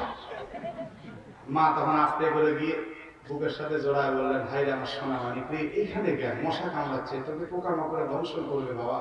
বললাম তাহলে আজম আসছে আর তোমরা আমাকে আকাম করার জন্য ডাকতেছ, আমি ওর মধ্যে নেই। আরে পাগল, আজম কখন চলে গেছে, চল। বললাম যে না আমি যাবো না। আরে বাবা তোর আব্বা তোর জন্য রসগোল্লা আছে, চল। আজম চলে গেছে। ওই দিক দিয়ে আজমকে দরজার আড়ালে লুকিয়ে রাখা হয়েছে। আমাকে নিয়ে গেল, বসায় দেওয়া হলো। বসায় দেওয়ার পর আজম কিন্তু আগে থেকে খুব রেডি। আমাকে মা বলতে যাই তাড়াতাড়ি মিষ্টি নিয়ে, বাবা তুমি একটু মুখটা উঁচা করো, তাছাড়া রসগোল্লা ঝোল দিয়ে তোমার বুক মেখে যাবে। আর একটু উঁচা করো, আ আ আ একটু উঁচা, আ আ আ। এদিক দিয়ে কুচ্ছুট পরে বাবা রে বাবা একবারে শেষ। এই ছিল আগেকার অবস্থা। আর এমন করে রব্বুল আলামিন 13 জন নবীকে খাতনাকৃত অবস্থায় পৃথিবীতে পাঠাইছেন। সুবহানাল্লাহ বলেন। আদম, শীস, ইদ্রিস, নূহ, লূত, ইউসুফ, মুসা, সুলাইমান, শুআয়ব, ইয়াহইয়া, হুদ, সালেহ, জনাবে মুহাম্মাদুর রাসূলুল্লাহ। চিৎকার করে বলেন সাল্লাল্লাহু। এরকম 13 সংখ্যার আরো অনেক কথা আছে, ওগুলি বলে আমি আলাদা লাইনে যাইতেছি না। আমরা যে পরিপূর্ণতা লাভ করি এর জন্য আমাদেরও 13টি বিষয় লাগে। কথা কোন ঠিক কিনা? মায়ের কয়টা? জোরে কোন, জোরে কোন। বাবার কয়টা? আল্লাহর কয়টা? আরেকটু জোরে কোন কয়টা? বন্ধুগণ আমার, ভাইরা আমার, এই কমপ্লিট মানুষ যখন আমরা হলাম, এবার মায়ের রেহামের মধ্যে পরিপূর্ণতা লাভ করলাম। তার মানে ওই যে জমির ফসলটা বড় হয়ে গেল, সুবহানাল্লাহ বলেন। এরপরে জমির ফসলটা যখন বড় হলো, তারপরে অবস্থা কি হবে? রব্বুল আলামিন আয়াতের মধ্যে বলেন, ওয়াসাইনাল ইনসানা বিওয়ালিদাইহি ইহসানান হামালাতহু উম্মুহু কুরহা ওয়া ওয়াদাতহু কুরহা ওয়া হামলুহু ওয়া ফিসালুহু সালাসুনা শাহরা। আল্লাহ বলেন হামালাতহু উম্মুহু কুরহা। ওরে মানুষ, তোমার মা তোমাকে 10 মাস 10 দিন কষ্ট সহ্য করে পেটে ধারণ করছে। তোমার মা তোমার জন্য কিন্তু শস্য ক্ষেত্র না হইলেও তোমার বাবাকে দিয়ে আল্লাহ বুঝাইছেন, কিন্তু তুমি শস্য ক্ষেত্রের একটা ফসল ছিলা। 10 মাস 10 দিন কষ্ট করে পেটের মধ্যে তোমার মা তোমাকে লালন পালন করছে। তোমার মা যখন তোমাকে পেটের মধ্যে ধরছে তখন কিন্তু তোমার মায়ের খাওয়া দাওয়া ঠিক ছিল না। মা একটু খাইলে একদম বমি করে ফেলতো। তোমার মার চোখ দিয়ে পানি ধরতো, কান্না করতো। সারাদিন তোমার বাবা রাত দিন কষ্ট করে যখন আসতো, সন্ধ্যার পর বাড়িতে আসলে দেখতো তোমার মা চোখের পানি ছেড়ে কান্দে। তোমার বাবা তখন বলছিল, বিবি কাঁদিস না রে, কাঁদিস না, তোর কান্না দেখলাম আর সহ্য হয় না, সারাদিন তোর মুখখানা দেখি নাই, আয় আয় আয় দুজন একসঙ্গে একটু খানা খাই। আমার আপনার মা মুখ বড় শোনে বাবার সঙ্গে খাইতে বসছিলেন, সারাদিন খাইতে পারেন নাই, খাইলে শুধু বমি হয় আর বমি হয়। এইবার বাবা ক্ষুধার টানে খেয়ে যাচ্ছেন, কিন্তু মা জননীর চোখের পানি ঝরঝর করে ঝরতেছে, এক কাতরা মুখে দিতে পারেন নাই। আব্বা তখন বলছিলেন, বিবি কাঁদিস কেন কাঁদিস কেন? বিবি তখন ডাক দিয়ে বলে, প্রাণের স্বামী আমার, আপনি খান আপনি খান, আমার কলিজার টুকরা সন্তানের জন্য আমি একটু খাইতে পারি না। আমি আপনি মায়ের পেটের মধ্যে ফসল, মা তো আমার বাবার জন্য ক্ষেত্র, জমি সরু। এবার রাত্রিবেলা স্বামী স্ত্রী দুইজন শুয়ে পড়ছে, বাবা এক পর্যায়ে ক্লান্ত শ্রান্ত পরিশ্রান্ত লগ্নে ঘুমিয়ে গেছে। ঘুমের ঘরে হঠাৎ করে বাবা আওয়াজ পায়, মায়ের কান্নার ফোটানো আওয়াজ। মা শুয়েছে ঠিকই, কিন্তু পেটের সন্তানটা আমি আর আপনি মায়ের কলিজার মধ্যে লাথি দিচ্ছিলাম, নড়াচড়া করতেছিলাম। মা একবার চিত হয়ে শুয়েছে, না না না সহ্য হয় না, একবার ডান কাত হয়েছে, একবার বাম কাত হয়েছে, মায়ের পেটের ব্যথা সহ্য হয় না। শেষ পর্যন্ত মা জননী গভীর রজনীতে ঘুম বাদ দিয়ে উঠে দাঁড়ায় দেয়ালের সঙ্গে পিঠটা লাগায় ঘুমায় ঘুমায় কান্দে।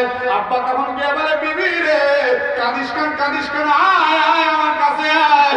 মা তখন বলে, আপনি ঘুমান, আমার কলিজার টুকরা সন্তানের জন্য আমি ঘুমাতেও পারি না। ওরে সন্তান, সেই মাকে কষ্ট দাও, সেই মাকে লাথি দাও, সেই মাকে চোখের পানি ঝরাও, আল্লাহ রাব্বুল আলামিন কিন্তু সহ্য করবেন না। এবার যখন মায়ের সন্তান প্রসবের সময় হয়ে আসলো, নানা জানকে কান্দার বলে, শোন, কত মেয়ের সন্তান প্রসব করতে গিয়ে মারা গেছে, আমার একমাত্র কন্যা প্রথম সন্তান আমার বাড়িতে আমি প্রসব করাবো, তাড়াতাড়ি যাও। পরের দিন নানাজান চলে আসছিল আমাদের বাড়িতে। এবার আব্বাজান বলছিলেন, আপনি একটা দিন আজকে রাত্রে থাকেন, আমার বিবিটা কালকে তো চলে যাবে। এবার রাত্রে যখন শুয়েছে স্বামী স্ত্রী, গভীর রাত্রিতে আমার আপনার মা আব্বাজানের পা জড়িয়ে ধরে হাওমা করে কান্দার বলে, স্বামী গো, আজকে বহুদিন যাবত আপনার ঘর সংসার করছি, যদি কোনো ভুল হয় মাফ করে দিয়ে, হয়তো এই সন্তান প্রসব করতে গিয়ে মরে যাব, কত বাচ্চা প্রসব করতে গিয়ে কত মা মরে গেছে, আমি হয়তো আর বাঁচবো না রে, বাঁচবো না। স্বামী তখন মাথায় হাত বুলিয়ে বলছিল, বিবি খবরদার খবরদার কেঁদো না, একমাত্র রক্ষাকর্তা আল্লাহ, একটু চিৎকার করে বলুন তো হেফাজতের মালিককে। যত সময় মা জননীকে নিয়ে গেলেন নানার বাড়ি, অর্থাৎ মায়ের বাবার বাড়ি, যার পর সন্তান প্রসবের যখন সময় হলো, মা কত কষ্ট করে সন্তান প্রসব করছেন। ছোট্ট একটু জায়গায় আল্লাহ পাক পুত্র দিয়ে প্রশস্ত করে দিয়েছিলেন। জমির মধ্যে যখন ফসল গেছে, বীজ কিন্তু মাটির নিচে গেছে, আল্লাহ মাটি ফাটিয়ে তারপর কিন্তু ফসলের চারা গাছ বের করেছেন। কথা কম না কেন? নাস্তিকের বাচ্চারা বুঝো না, ভালো করে বোঝো। আল্লাহর কোরআনে আল্লাহ মাদেরকে শস্য ক্ষেত্র কেন বলেছে, আগে বোঝো, বুঝার দরকার আছে। কথা কন না কন, কথা কন। এবার মা এক একটা ব্যথার সঙ্গে পাঞ্জা লড়া শুরু করছেন। মা চিৎকার করতে পারেন না, মায়ের গলার আওয়াজ শুনলে না জানি মা লজ্জা পেয়ে যান, চোখ দিয়ে পানি ঝরতেছে, জিহ্বায় কামড় দিয়ে থাকে, একবার ওঠে একবার বসে, ঘরের মধ্যে পায়চারি করে চোখ দিয়ে পানি ঝরতেছে। নির্দিষ্ট সময় আল্লাহর কুদরতের হুকুম যখন হয়, আল্লাহ রাব্বুল আলামিন এই মায়ের শস্য ক্ষেত্র পেটের ভিতর থেকে আমার আপনার মতো মানুষ নামক ফসলটা বের করে দিলে, মায়ের দেহ থেকে প্রচুর রক্তক্ষরণ হলো।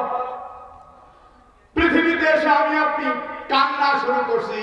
মায়ের কর্ণকুহরে যখন কান্নার আওয়াজ গেছে, মা তখন মুস্কি হাসলেন, চোখের মধ্যে পানি, রক্তাক্ত দেহ। তোরা কে কোথায় আছিস? আমার কলিজার টুকরা সোনা মানিককে একটু আমার কোলে দে। ধাত্রী একটু ধমক দিয়ে বলে, তোর কি লজ্জা শরম নেই? এই সন্তানের জন্য 10 মাস ঠিক মতো খেতেও পারলি না, ঘুমাতেও পারলি না, এখন এত পরিমাণ রক্তক্ষরণ হয়েছে, তুই মরতে বসেছিস, সন্তান তোর কলিজার মধ্যে লাথি মেরে নিষ্ঠুরের মতো পৃথিবীতে আসছে, আবার ওকে তুই কোলে নিতে চাচ্ছিস কেন? মা তখন মুস্কি হাসে আর বলে, তোরা বুঝবি না রে, বুঝবি না। আমার কলিজার টুকরা সন্তানের কান্নার আওয়াজ যখন আমি মায়ের কানের মধ্যে গেছে, আমি মা অতীতের সব ব্যথা বেদনার কথা ভুলে গেছি। মায়ের একধার দুধের দান কাটিয়া গায়ে চান, পায়ের জুতা বানাইলেও ঋণের শোধ হবে না, এমন দরদি হবে কেউ হবে না আমার মা গো। কি বলবো প্রসবের কথা, মা বিনে সেই ব্যথা কেউ তো বুঝিল না। মা জান ধরিয়া উদরে, মা জান ধরিয়া উদরে কতই কষ্ট করে, 10 মাস পরে পায় প্রসবের বেদনা, কেন সেই মায়ের জন্য দোয়া করবা না? কথা কর না কেন, ঠিকই আমার বাবারা। এই দুইটা স্তর যাওয়ার পরে হামলুহু ওয়া ফিসালুহু 30 শাহরা, সুবহানাল্লাহ বলে। জমি থেকে ফসল বের হলো, এই ফসলটা এখন ওই ক্ষেতের মাটি থেকে রস শোষণ করে, আমি আপনি মায়ের ক্ষেত নামক পেটের ফসল বের হলাম। এবার আমরা পুরো 30 মাস অর্থাৎ 900 দিন পর্যন্ত মায়ের এই ক্ষেত স্বরূপ স্তন থেকে দুধ পান করি, দুধ পান করে করে বড় হই। জোরে কর না কেন, ঠিক কিনা? তাহলে এবার বুঝে থাকলে বলেন, আল্লাহ রাব্বুল আলামিন নারীদেরকে শস্য ক্ষেত্র বলে সম্মান দিয়েছেন নাকি অপমান করেছে? একটু জোরে বলেন, সম্মান না অপমান? ওই মুফাসসির ইসলাম, ওই তাসলিমা নাসরিন, ওই লোপা রহমান, ওই আসাদ নার বিদেশে বসে বসে বাংলার কিছু কুলাঙ্গারদের সঙ্গে যোগ সাজস করে কোরআনের আয়াতের অবমাননা করতে পারো, আল্লাহর কসম করে বলছি, ওলামায়ে হাক্কানি যতদিন থাকবে আল্লাহর কোরআনের একটা আয়াত দূরের কথা, একটি অক্ষরের অবমাননা আমরা হতে দেব না, হতে দেব না, হতে দেব না।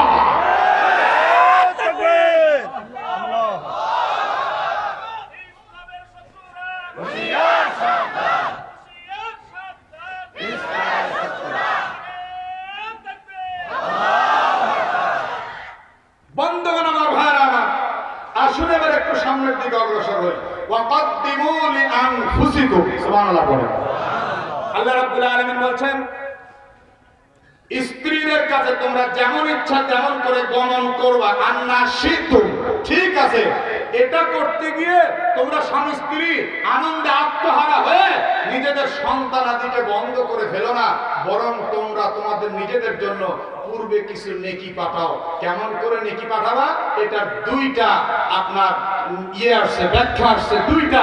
এক নাম্বার, তোমরা স্বামী স্ত্রীতে মত্ত হয়ে আনন্দে আত্মহারা হয়ে আল্লাহ দ্বীনকে ভুলে যেও না, ইসলামকে ভুলে যেও না। মনে রেখে দিও, তোমাদের একদিন মৃত্যু হবে, আর মৃত্যুর পরে ডলারে কাম হবে না, টাকা পয়সায় কাম হবে না, সেদিন তোমাদের প্রয়োজন হবে নেকি। অতএব স্বামী স্ত্রী সম্পর্কের মাঝেও তোমরা নেকের কাজ ভুলে যেও না। সুবহানাল্লাহ বলেন। সাধারণত মানুষ রাত্রি জাগরণ করে 8 কাজে, কথা কম না কেন? তার মধ্যে একটা কাজ হলো স্বামী স্ত্রীর সম্পর্ক ঠিক রাখতে, কথা কম না কেন, ঠিক কিনা?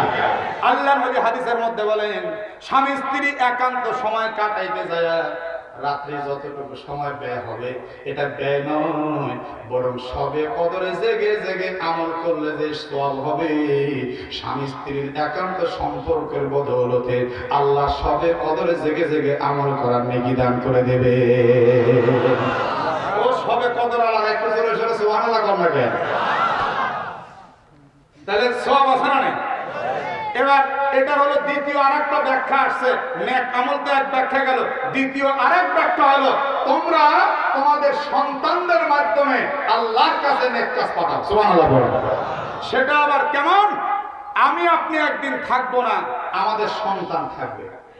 হাদিস শরীফের মধ্যে আসছে, সন্তানের নেক কাজের একটা অংশ অটোমেটিক পিতামাতার আমলনামায় চলে যাবে। আল্লাহু আকবার, জোরে কর। আল্লাহর নবী মেরাজে গেলেন, পৃথিবীতে এসে সাহাবায়ে কেরামদের কাছে বর্ণনা দিলেন, ওগো আমার সাহাবারা, আমি যখন জাহান্নামের মধ্যে গেলাম, যাওয়ার পরে দেখি কিছু কিছু জাহান্নামী আগুনে জ্বলতেছে ঠিকই, তবে তাদের মুখের মধ্যে মুস্কি হাসি। জাহান্নামের মধ্যে মানুষ হাসবে না কাঁদবে? অথচ এদের মুখের মধ্যে মুস্কি হাসি। আল্লাহর নবী বললেন, ভাই জিবরাইল, এদের মুখের মধ্যে মুস্কি হাসি, জাহান্নামের মধ্যে বুঝলাম না। জিবরাইল আমিন ডাকতে বলেন, নবী গো, এরা নিজেদের বদ আমলের কারণে জাহান্নামে আসছে ঠিকই, কিন্তু পৃথিবীতে এরা কিছু নেক সন্তান রেখে আসছে। এরা এদের আমল নিজ চোখে দেখতে পাচ্ছে। ওই সন্তানদের নেক আমলের একটা অংশ এদের নেক আমলের পাল্লায় জমা হচ্ছে। খুব অল্প সময়ের মধ্যে এদের বদির পাল্লা হালকা হবে, নেকের পাল্লা ভারী হবে। খুব অল্প সময়ে এরা জাহান্নাম থেকে বের হয়ে জান্নাতে চলে যাবে। এই খুশিতে এরা হাসতেছে। একটু চিল্লায় বলেন আল্লাহু আকবার। আল্লাহর নবী বলেন, আবার আমি জান্নাতের মধ্যে প্রবেশ করলাম। জান্নাতের মধ্যে প্রবেশ করার পর দেখি জান্নাতের মধ্যে কিছু জান্নাতি মানুষ মন ভার করে বসে আছে। আচ্ছা বলেন তো, জান্নাতের মধ্যে মন ভার থাকবে না খুশি থাকবে? জোরে কর। কারণ জান্নাতে শুধু খুশি আর খুশি, কিন্তু মানুষদের মন খারাপ কেন রে জিবরাইল? জিবরাইল আমিন বলেন, হুজুর, এরা যদিও নিজেদের নেক কাজের বদৌলতে জান্নাতে আসছে, কিন্তু পৃথিবীতে কিছু সন্তান রেখে আসছে বদকার।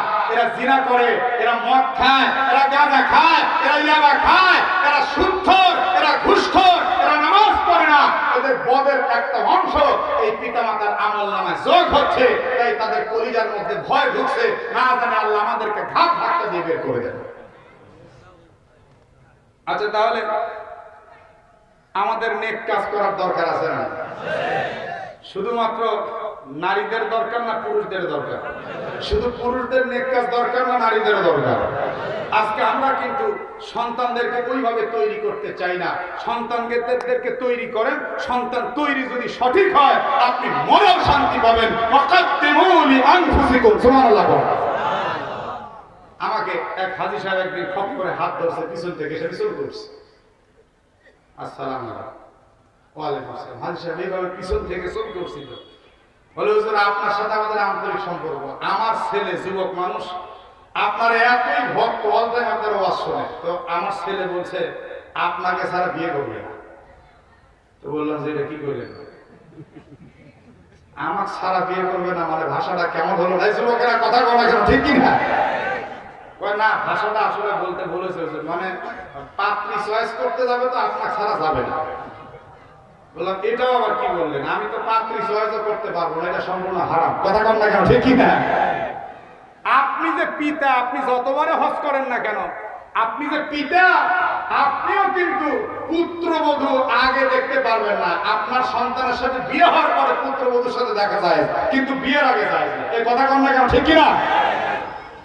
আমার বাবারা, একটি পর্যায়ে উনি আমাকে বললেন, হুজুর, বিশ্বাস করেন আপনি না গেলেও বিয়েই করবে না। আমি অনেক বুঝাইছি, ও চাইতে চায় না।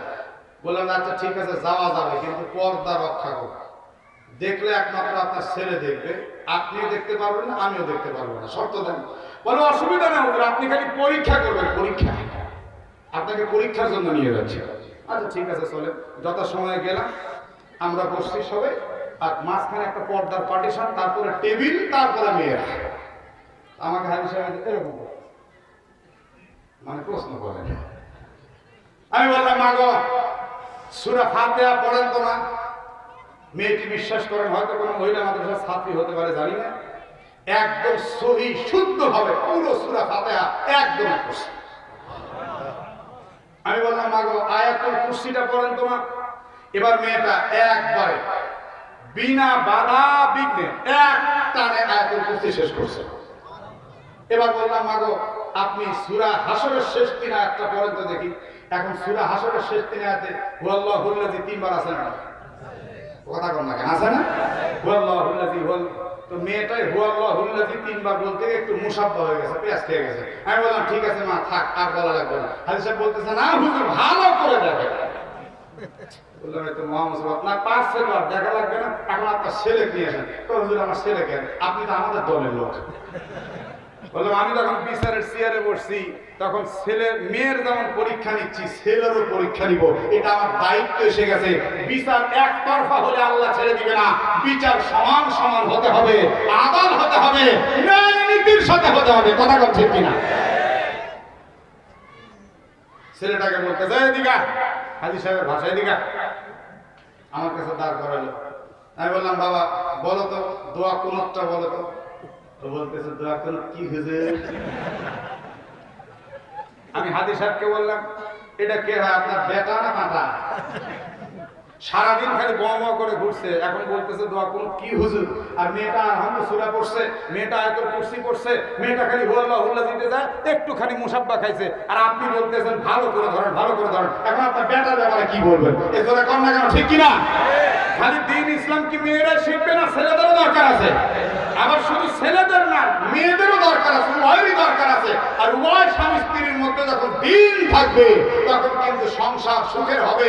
আর এই সন্তান যখন নেক আমল করবে আমরা পিতা মাতারা মরেও কিন্তু আল্লাহর কাছে সম্মান নিয়ে দাঁড়াতে পারবো।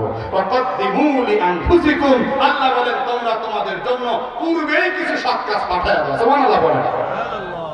এরপরে রব্বুল আলামিন বলছেন ওয়াত্তাকুল্লাহ,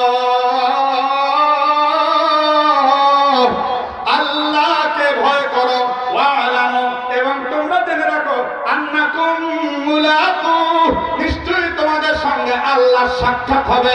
ওয়াবাশশিরিল মুমিনিন, নবীজিকে আপনি শুভ সংবাদ জানায় দেন। একটু আওয়াজ করে বলেন তো আল্লাহর সঙ্গে সাক্ষাতের দরকার আছে না নাই? আল্লাহকে দেখতে মন চায় না চায় না? দুনিয়ার জিন্দেগিতে দেখা যাবে না, পরকালের জিন্দেগিতে আল্লাহ রাব্বুল আলামিন আমার আপনার সঙ্গে সাক্ষাৎ দিবেন। এবার আসুন একটু সামনের দিকে অগ্রসর হই। রব্বুল আলামিন বলেন আলহামদুলিল্লাহ ওয়ালা তাজআলুল্লাহা উরদাতাল লিআইমানিকুম আন তাবাররু ওয়া তাত্তাকু ওয়া তুসলিহু বাইনান নাস ওয়াল্লাহু সামিউন আলীম।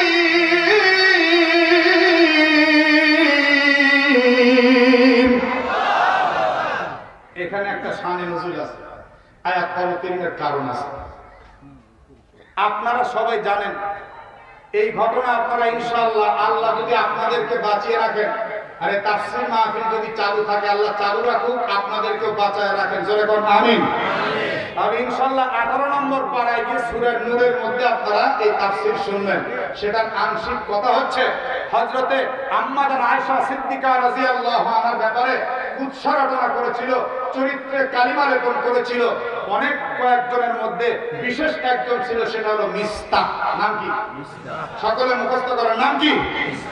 এই মিস্তা আবু বকর সিদ্দিক রাদিয়াল্লাহু আনহুর ঘরে মাঝে মধ্যে খাইতেন। আবু বকর সিদ্দিক তাকে দান সৎকার করতেন, ভালো কাপড় চোপড় দিতেন, লালন পালন করতেন। কিন্তু আবু বকর সিদ্দিক একান্তই রাগান্বিত হয়ে গেলেন তার উপরে। হায় সর্বনাশ, তুই আমার খাইলি আর আমার মেয়ের উপরে তুই মিথ্যা অপবাদ চাপাই দিলি। আমি আল্লাহর কসম করে বলছি আজ থেকে মিস্তাকে কোনো প্রকার দান সৎকার করবো না। কথা বুঝছেন না বুঝেন নাই? এর আর একটা শানে নজুল আছে, সেটা হলো এক সাহাবী তার বোন জামাইয়ের সাথে একটু কথা কাটাকাটি হয়েছে। কথা কাটাকাটির পরে এখন বোন জামাই শ্যালকের উপরে রাগ করে আল্লাহর কসম করছে। কসম করে বলছে আজ থেকে আমি আর কোনো সৎ কাজ করবো না, ভালো কাজ করবো না, এটা করবো না, সেটা করবো না। যে কারণে রব্বুল আলামিন আবু বকর সিদ্দিক এবং আরেক রায়াত আছে এই বোন ভগ্নিপতির বিষয়ে আল্লাহ তাআলা সূরা বাকারার 224 নম্বর আয়াত নাযিল করেছেন। আচ্ছা দেখেন এখানে আল্লাহ তাআলা কি বলছেন, ওয়ালা তাজআলুল্লাহা উরদাতাল লিআইমানিকুম, আল্লাহকে তোমরা তোমাদের কসম দ্বারা লক্ষ্যবস্তু স্থির করো না। এ ব্যাপারে যে তোমরা সৎ কাজ করবে, আর তোমরা সংযমী হবে, আর তোমরা পরস্পরে সেলা করবে, মীমাংসা করবে, পরস্পরের মধ্যে সুন্দর মীমাংসা করে দিবে। এই ব্যাপারে তোমরা বারবার কিন্তু আল্লাহর কাছে লক্ষ্যবস্তু স্থির করে আল্লাহকে সাইনবোর্ড বানায় কসম করতে পারো না। ওই যে আবু বকর সিদ্দিক আল্লাহর কসম করে নেক কাজ সৎ কাজ করতে নিষেধ করে দিল। আল্লাহ বললেন এটা হতে পারে না, মিস্টার কাজ মিস্টার করছে, তোমার নেক কাজ তুমি করবা। কথা কম না কেন, ঠিক কিনা? একজন মাতবার সে বারবার বলছে আল্লাহর কসম করছি আমি সমাজের কারো বিবাদ মিটাবো না, তুসলিহু বাইনান নাস, আমি সমাজের কারো সমাধান করব না। আল্লাহ বলে তুমি মাতবার হয়েছো, তুমি এমপি হয়েছো, তুমি মন্ত্রী হয়েছো, তুমি প্রাইম মিনিস্টার হয়েছো, তোমার দায়িত্ব আছে, বিচার তোমাকে করতেই হবে। একটু চিৎকার করে বলেন ঘোষণা কার?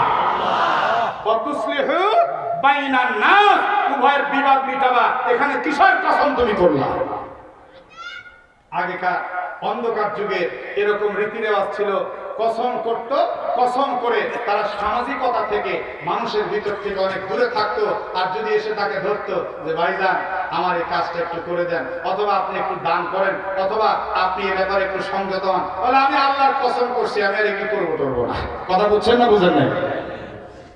আল্লাহ বলেন আল্লাহ সামিউন আলিম, আমি আল্লাহ সবকিছু শুনি এবং সবকিছু কিন্তু জানি। একটু চিৎকার করে বলেন তো মনের খবর রাখেন কে? আরো জোরে জোরে বলতে পারলেন না, আল্লাহর নামটা একটু জবান করে নেবেন, সব খবর রাখেন কে? এই যে এখানে কসমের কিছু মাসলা এখন আসবে। কসম আমরা অনেক সময় কিন্তু কসম করি না ভাই? চোখ ছুঁয়ে কসম করতেছি ভাই, বিশ্বাস করে আমার কাছে 1 টাকাও নেই। কথা কম না গায় ভাই, আল্লাহর কসম মাটির উপরে দাঁড়ায় বলতেছে, এই মাটি মা খাকি বিশ্বাস করে আল্লাহর কসম, এ কথা কম লাগে। আকাশের কসম, জমিনের কসম, বাতাসের কসম, আল্লাহর সৃষ্টির কসম, চাঁদের কসম, সূর্যের কসম। প্রথম মাসআলা শুনে না, আল্লাহ ছাড়া কারো নামে কসম চলবে না। জোরে বলেন আল্লাহ ছাড়া কারো নামে। একটু আওয়াজ করে বলেন কসম যদি করতে হয় কার নামে কসম? কার নামে কসম? আল্লাহ রাব্বুল আলামিন এখন বলছেন যদি কসম করে কসম ভাঙো তাহলে কি করতে হবে, আর যদি অনর্থক কসম করো তাহলে তার বিধান কি হবে, এই বিষয়গুলো জানার দরকার আছে না নাই? আল্লাহ রাব্বুল আলামিন বলছেন লা ইয়াকুযুকুমুল্লাহু বিল্লাহি ফি আইমানিকুম, তোমাদের লাগবা কসম, অনর্থক কসমের দ্বারা আল্লাহ তোমাদেরকে ধরবেন না। সুবহানাল্লাহ বলেন। অনেক সময় আমরা অনর্থক কসম করে ফেলি ভুলে, অথবা ইচ্ছায় করছি কিন্তু সেটা মিসগাইড হয়ে গেছে, আমি বুঝতে পারিনি। এই ভুল অনর্থক যে কসম, এ ব্যাপারে আল্লাহ আমাদেরকে ধরবেন না। ওয়ালাকিন ইউআখিযুকুম বিমা কাসাবাত কুলুবুকুম, তবে না আন্তরিকভাবে ইচ্ছাকৃত যে কসমটা আমি আপনি করেছি ওই কসমের ব্যাপারে আল্লাহ আমাদেরকে ধরবেন।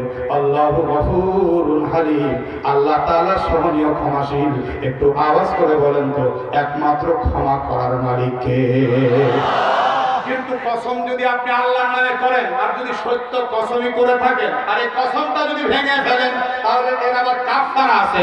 আল্লাহ রাব্বুল আলামিন সূরাতুল মাইদার 89 নম্বর আয়াতের মধ্যে বলেন লা ইউআখিযুকুমুল্লাহু বিল্লাহি ফি আইমানিকুম ওয়ালাকিন ইউআখিযুকুম বিমা আকাদতুমুল আইমান ফাকাফারাতুহু ইতআমু 10 মাসাকিন মিন আওসাতি মা তুতঈমুনা আহলিকুম আও কিসওয়াতুহুম আও তাহরিরু রাকাবা ফামান লাম ইয়াজিদ ফাসিয়ামু সালাসাতি আইয়াম যালিকা কাফারাতু আইমানিকুম ইযা হালাফতুম ফাযু আইমানাকুম কাযালিকা ইউবাইয়িনুল্লাহু লাকুম আয়াতিহি লাআল্লাকুম তাশকুরুন।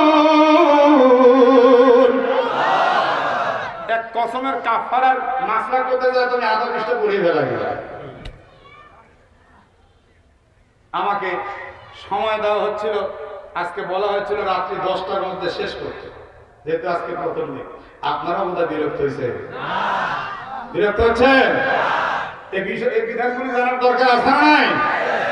ওই যে বাদশা নুরউদ্দিন জাহাঙ্গীরকে বুড়ি মাস্টার প্রশ্ন দিয়ে আটকায় রাখছে, মনে আছে? মনে আছে? সবাই শুনবেন? কারা কারা শুনবেন না হাত দেখি? আচ্ছা হাত না, মাশাআল্লাহ। যারা তুলছেন তারা ভালোবাসায় মহব্বতে তুলছেন, একটু চিল্লাবেন আল্লাহু আকবার।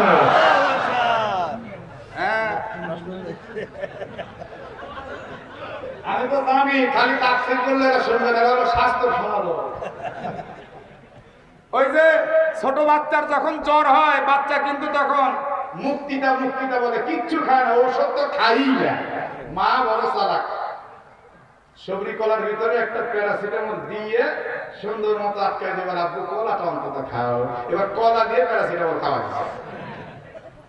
আমি ওই রকম কিছু কলার মধ্যে তাফসীরকে প্যাকেট করে ঢুকাই দিচ্ছি, বুঝতেও পারবেন যেতেও পারবেন না। কথা কম না কেন, ঠিক কিনা? কোনো বিরক্তি নাই ইনশাআল্লাহ। এখন আসেন, আল্লাহ বলছেন লা ইউআখিযুকুমুল্লাহু বিল্লাগহি ফি আইমানিকুম। ওখানেও আল্লাহ বললেন সূরা মাইদার 89 নং আয়াতে, লকবর অনর্থক কসমের জন্য তোমাদেরকে ধরা হবে না, ওয়ালাকিন ইউআখিযুকুম বিমা আক্কাতুল আইমান। তবে হ্যাঁ, তোমরা দৃঢ় প্রতিজ্ঞাবদ্ধ হয়ে যেই কসম করেছো, এই কসমের ব্যাপারে তোমাদেরকে কিছু কাফারা দিতে হবে যদি ভঙ্গ করো। সুবহানাল্লাহ। কাফারা কি? ফাকাফারাতুহু ইতআমু 10 মাসাকিনা মিন আওসাতি মা তুতঈমুনা আহলিকুম আও কিসওয়াতুহুম আও তাহরিরু রাকাবা। আল্লাহু আকবার। আমার ভাইরা, আমার বাবারা, আল্লাহ রাব্বুল আলামিন বলেন ইতআমু 10 মাসাকিন, কসম ভঙ্গের কাফারা হলো 10 জন মিসকিনকে খানা খাওয়াইতে হবে। কেমন খানা খাওয়াবে? এখন আল্লাহ বলছে খানা খাওয়াইতে, আপনি একটু মুড়ি টুড়ি দিয়ে বিদায় করে দেবেন। 10 জন তো খাওয়াইছি, খাওয়াই নিতে হবে। আপনারা যেমন চালাক, আল্লাহ হচ্ছে বড় চালাক। আল্লাহু আকবার। কম না কেন? আল্লাহ কয় কেমনে খাওয়াইবে আমি বলে দিচ্ছি। মিন আওসাতি মা তুতঈমুনা আহলিকুম। সুবহানাল্লাহ বলেন। তোমরা তোমাদের পরিবারকে যেমন খাওয়াও তেমন খাওয়া। আওসাত খাওয়া অর্থাৎ মধ্যম তাকে খাওয়া। সুবহানাল্লাহ বলেন। মানে হেভি হাইফাইও না, হাইফাই দিলে ভালো, ভিআইপি দিলে আরো ভালো, কিন্তু একদম লোয়েস্ট খাওয়া তোমরা খাওয়াতে পারবে না। যেমন তোমরা প্রতিদিন তোমাদের পরিবারকে খাওয়াও, ঠিক ওই ধরনের মধ্যম তাকে খানা খাওয়াইতে হবে। আও কিসওয়াতুহুম। এখন কথা হচ্ছে, আমি তো খানা দিতে পারতেছি না, আমার টাকা আছে কিন্তু রান্না বান্নার পরিবেশ নেই, বিবি অসুস্থ, বাড়িতে রান্নার কেউ নেই, এরকম ঘটনা ঘটতে পারে। কথা কোন ঠিক কিনা? আল্লাহ বলেন তাহলে এই 10 জনকে কাপড় দাও। সুবহানাল্লাহ বলেন। কেমন কাপড়? একদম অচলনা ভিআইপি কাপড় দিতে পারলে আরো ভালো, যেই কাপড় তোমরা স্বাভাবিকভাবে পরিধান করো ওই কাপড়। আও তাহরিরু রাকাবা, অথবা তোমাদের এই কাপড় দেওয়ার যোগ্যতা নাই, তাহলে তোমাদের দাসীবাদী থাকলে সেগুলি তোমরা মুক্ত করে দাও। এখন দেখেন আল্লাহ রাব্বুল আলামিন বলছেন ফামাল্লাম ইয়াজিদ ফাসিয়াম সালাসাতি আইয়াম। আল্লাহ তাআলা বলেন যদি তোমরা খানা খাওয়াইতে না পারো, যদি কাপড় দিতে না পারো, যদি তোমরা দাস মুক্তিও করতে না পারো, এখন তো দাসের কোনো কথা নেই, খানাও খাওয়াইতে পারলা না, কাপড় দিতে পারলা না, তাহলে তোমরা 3 দিন রোজা রাখতে হবে কসম ভঙ্গের কারণে। আওয়াজ করে বলেন কয়দিন রোজা? আর একটু করে বলেন কয়দিন? এইবার আসেন আমরা সামনের দিকে অগ্রসর হই। আল্লাহ তাআলা এইবার একটা মাসআলা তুলবেন, ইলা। সবাই বলেন কি মাসলা? ইলা। আর একটু জোরে, ইলা। ইলা এমন এক কসম, স্ত্রীর সাথে একান্ত সম্পর্কে না জড়ানোর কসম। ভাষার শালীনতা রেখে আমি আগে বলতে আলোচনা করব, এর থেকে গভীরে আমি যেতে পারবো না, যেহেতু ছোট বাচ্চারা আছে। কথা বল ঠিক কিনা? কোরআনের আলোচনা করতে হবে এবং মার্জিত ভাষায় করতে হবে। একান্ত সম্পর্কে না জড়ানোর কসম, এই ব্যাপারে একটা শানে নজুল আছে, এই আয়াত অবতীর্ণের একটা প্রেক্ষাপট আছে। সেটা হলো অন্ধকার যুগে, আয়ামে জাহালাতের যুগে স্বামী স্ত্রীর যদি রাগারাগি হতো, আমাদের বর্তমান সময় রাগারাগি হয় না? জোরে কোন না? আজকে আমি আপনাদেরকে এমন এক দোয়া শিক্ষা দিব ভাই, স্বামী স্ত্রীর চোখের দিকে তাকিয়ে, স্ত্রী স্বামীর চোখের দিকে তাকিয়ে ওই ছোট্ট দোয়াটা যদি পড়তে পারে, সাথে সাথে স্বামী স্ত্রীর রাগ দূর হবে এবং স্বামী স্ত্রীর ভিতরে এমন মহাব্বত পয়দা হবে আর কখনোই রাগারাগি হবে না। এই দোয়াটাকে আপনারা সকলে শিখবেন, শিখবেন। দোয়াটা কার কার শিখার দরকার আছে? একজনের ঘরে শান্তি নেই, দোয়া শিখতে। আমি একটু রসিকতা করলাম, তবে দোয়াটা বলবো, এত আগে না। শানে নজুল আগে শোনেন। শানে নজুলে কি বলা হচ্ছে? শানে নজুলে বলা হচ্ছে এই জাহালাতের যুগে, অন্ধকার যুগে স্ত্রীর সাথে রাগ করছে, তখন ইলা করে, মানে একটা কসম করে। সে কসমের কোনো সময় সীমা নির্দিষ্ট ছিল না, কসম করে তার কাছে যায় না এবং সে স্ত্রীকে অন্য কোথাও বিবাহ দিতেও দেয় না, ঝুলন্ত অবস্থায় রাখে। এত শাস্তি দিত স্ত্রীকে, নিজেও নেয় না, অন্য কাউকে বিয়ে করতেও দেয় না। এইটারে বলে ইলা। কি বলে? সকলে বলেন কি? ইলা। আর ইনশাআল্লাহ আপনারা সূরা নূরের মধ্যে আলোচনা শুনবেন হলো লিআনের ব্যাপারে। লিআন এটা আরেকটা বিধান। আর ইনশাআল্লাহ আজকে তালাকের একটা শুধু মাসলা আপনারা পাবেন আজকে, আর আগামীকাল থেকে ধারাবাহিকভাবে তালাকের প্রচুর মাসলা পাবেন। সুবহানাল্লাহ বলেন। এই ইলা নির্দিষ্ট করে না, তারা সংকল্প করে না যে এতদিনের মধ্যে আমি তোমাকে আবার ফেরত দিব, এগুলি বলে না। কিন্তু কোরআন এসে ইলার বিধান, কসমের এই বিধান রেখেছেন ঠিকই, কিন্তু সময় সীমা নির্ধারণ করে দিয়েছেন। সুবহানাল্লাহ। এখন আয়াতটা আপনারা বুঝবেন ভালো। আল্লাহ রাব্বুল আলামিন বলছেন লিল্লাযীনা ইউলুনা মিন নিসাইহিম, যারা স্ত্রীদের ইলা করে, স্ত্রীদের ব্যাপারে কসম করে সংকল্পবদ্ধ হয়, তারা অপেক্ষা করবে আরো 12টি আশহুর, 4 মাস।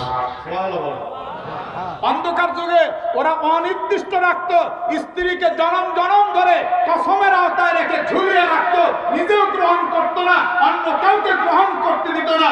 আল্লাহ বলেন না, ইলা করতে পারো, স্বামী স্ত্রী রাগারাগি হতে পারে, আর 12টি আশহুর, 4 মাসের মধ্যে হইলে এটাকে ইলা ধরা হবে। 4 মাসের বেশি যদি হয়ে যায়, 4 মাস ওভারটেক করে, এটা ইলার মাসের মধ্যে পড়বে না। সুবহানাল্লাহ বলেন। আচ্ছা, এবার আল্লাহ বলছেন যদি তারা ফিরে আসে এই 4 মাসের ভিতরে, ফাইন্নাল্লাহা গফুরুর রহিম, আল্লাহ তাআলা ক্ষমাশীল দয়ালু, আল্লাহ তাদের সমস্ত কুসুর আর দোষগুলি মাফ করে দেবেন। এরপরে আল্লাহ বলছেন ইলা করছো, পছন্দ করেছো, তারপর ওই নাজামাত তালাক, সিদ্ধান্ত গ্রহণ করছো তালাকের, এখন স্ত্রীকে তালাক দিয়ে দিবা। ইন্নাল্লাহ সামিউন আলিম, নিশ্চয়ই আল্লাহ তাআলা শুনেন, আল্লাহ তাআলা জানেন তোমরা কি করতে যাচ্ছ, তোমাদের অন্তরের খবর জানেন, কোন কারণে স্ত্রীকে তালাক দিতে যাচ্ছ। আর তালাক যদি দিতে হয় তাহলে কিছু সিস্টেম আছে, তালাকের রাজের মাধ্যমে আগে একটু সাবধান করো, ফেরত নেওয়া যায় এমন তালাক তাকে দিয়ে দিও।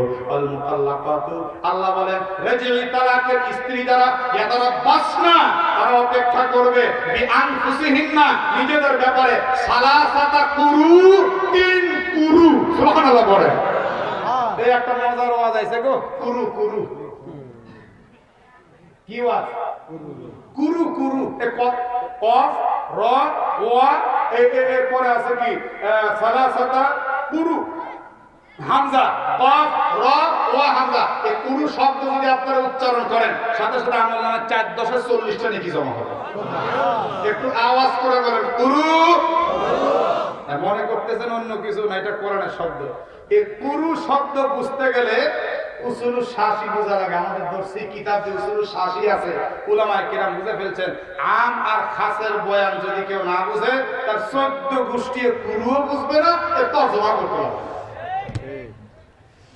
যারা নামাজি ভাইরা আছেন ভালো করে শুনেন,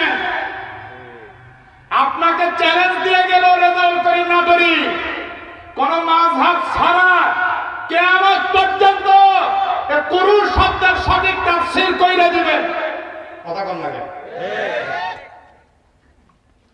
কুরু শব্দের এক তরজমা 3 ঋতু, কুরু শব্দের আরেক তরজমা 3 পবিত্রতা। সুবহানাল্লাহ। এখন 3 ঋতু আর 3 পবিত্রতা, কেউ যদি 3 পবিত্রতার অর্থ গ্রহণ করে সে শাফি মাযহাব গ্রহণ করলো, আর কেউ যদি 3 ঋতুর অর্থ গ্রহণ করে সে হানাফি মাযহাব গ্রহণ করলো। আল্লাহু আকবার জোরে বলেন। পাশাবার কোন রাস্তা নাই। আপনি যদি বলেন 3 পবিত্রতা, আপনি শাফি মাযহাবের লোক, আপনি যদি বলেন 3 ঋতু, আপনি হানাফি মাযহাবের লোক। কোন দিকে যাইবেন? এখন আপনি বলেন আমি কোনো মাযহাব মানি না, ওলি বলে, তাহলে কুরুর অর্থ পাইলেন কি? এই কথা কোন না কেন, ঠিক কি না? আপনি কিছু মানেন না, তো এর অর্থটা নিলেন কোথা থেকে? ইমামে আযম আবু হানিফা রাহমাতুল্লাহ আলাইহি বলেন 3 ঋতু, আর ইমামে শাফিঈ বলেন 3 পবিত্র পবিত্রতা। এখন এই দুই ইমামের মধ্যে প্রচুর ঝগড়া, অন্যান্য ইমামদের মধ্যে ঝগড়া আছে। এত ঝগড়া বলতে গেলে আপনাদের মাথায় ধরবে না। আমি সংক্ষিপ্ত আকারে একটু বোঝানোর চেষ্টা করতেছি, খেয়াল করেন। রব্বুল আলামিন বলছেন তালাকপ্রাপ্ত স্ত্রীরা নিজেদের ব্যাপারে অপেক্ষা করবে 3 ঋতু পর্যন্ত। ইমাম শাফিঈ বলেন 3 পবিত্রতা পর্যন্ত। তাফসীরের ব্যাখ্যার মধ্যে আসছে পবিত্র যখন নারীরা থাকে, ঋতু হয় না, পবিত্রতম কত সংখ্যা কত দিন এটা কিন্তু আল্লাহ কোরআনে উল্লেখ করেননি। তো পবিত্র দিন থেকে ধরে নিয়ে এর মধ্যে ঋতুও যাবে, আবার পবিত্রতা আসবে, আবার পরবর্তী কিছুদিন গেলে আবার পবিত্রতা থেকে শুরু করে আবার ঋতু যাবে, আবার পবিত্রতা আসবে। তাহলে এই 3 পবিত্রতার অর্থ যদি না হয় তাহলে এই আপনার 3 ঋতু, এই 3 কিন্তু উল্লেখ সঠিকভাবে হচ্ছে না, এর মধ্যে দিনের কম বেশি হয়ে যাচ্ছে। আর আমাদের ইমামে আযম আবু হানিফা বলেন সালাসাতা কুরু, আল্লাহ যেহেতু সালাসা 3 উল্লেখ করেছেন, সেহেতু আল্লাহর কোরআনের মানদণ্ডকে ঠিক রেখে শুধুমাত্র 3 ঋতুই হবে এর সঠিক অর্থ। সুবহানাল্লাহ। 3 ঋতু পর্যন্ত তালাকপ্রাপ্ত স্ত্রীগণ অপেক্ষা করবে। কথা বুঝছেন না বুঝেন নাই? আমার ভাইরা, আমার বাবারা, এবার আল্লাহ রাব্বুল আলামিন বলছেন ولا يحل لهن أن يكتمن ما خلق الله في أرحامهن إن كن يؤمن بالله وباليوم الآخر।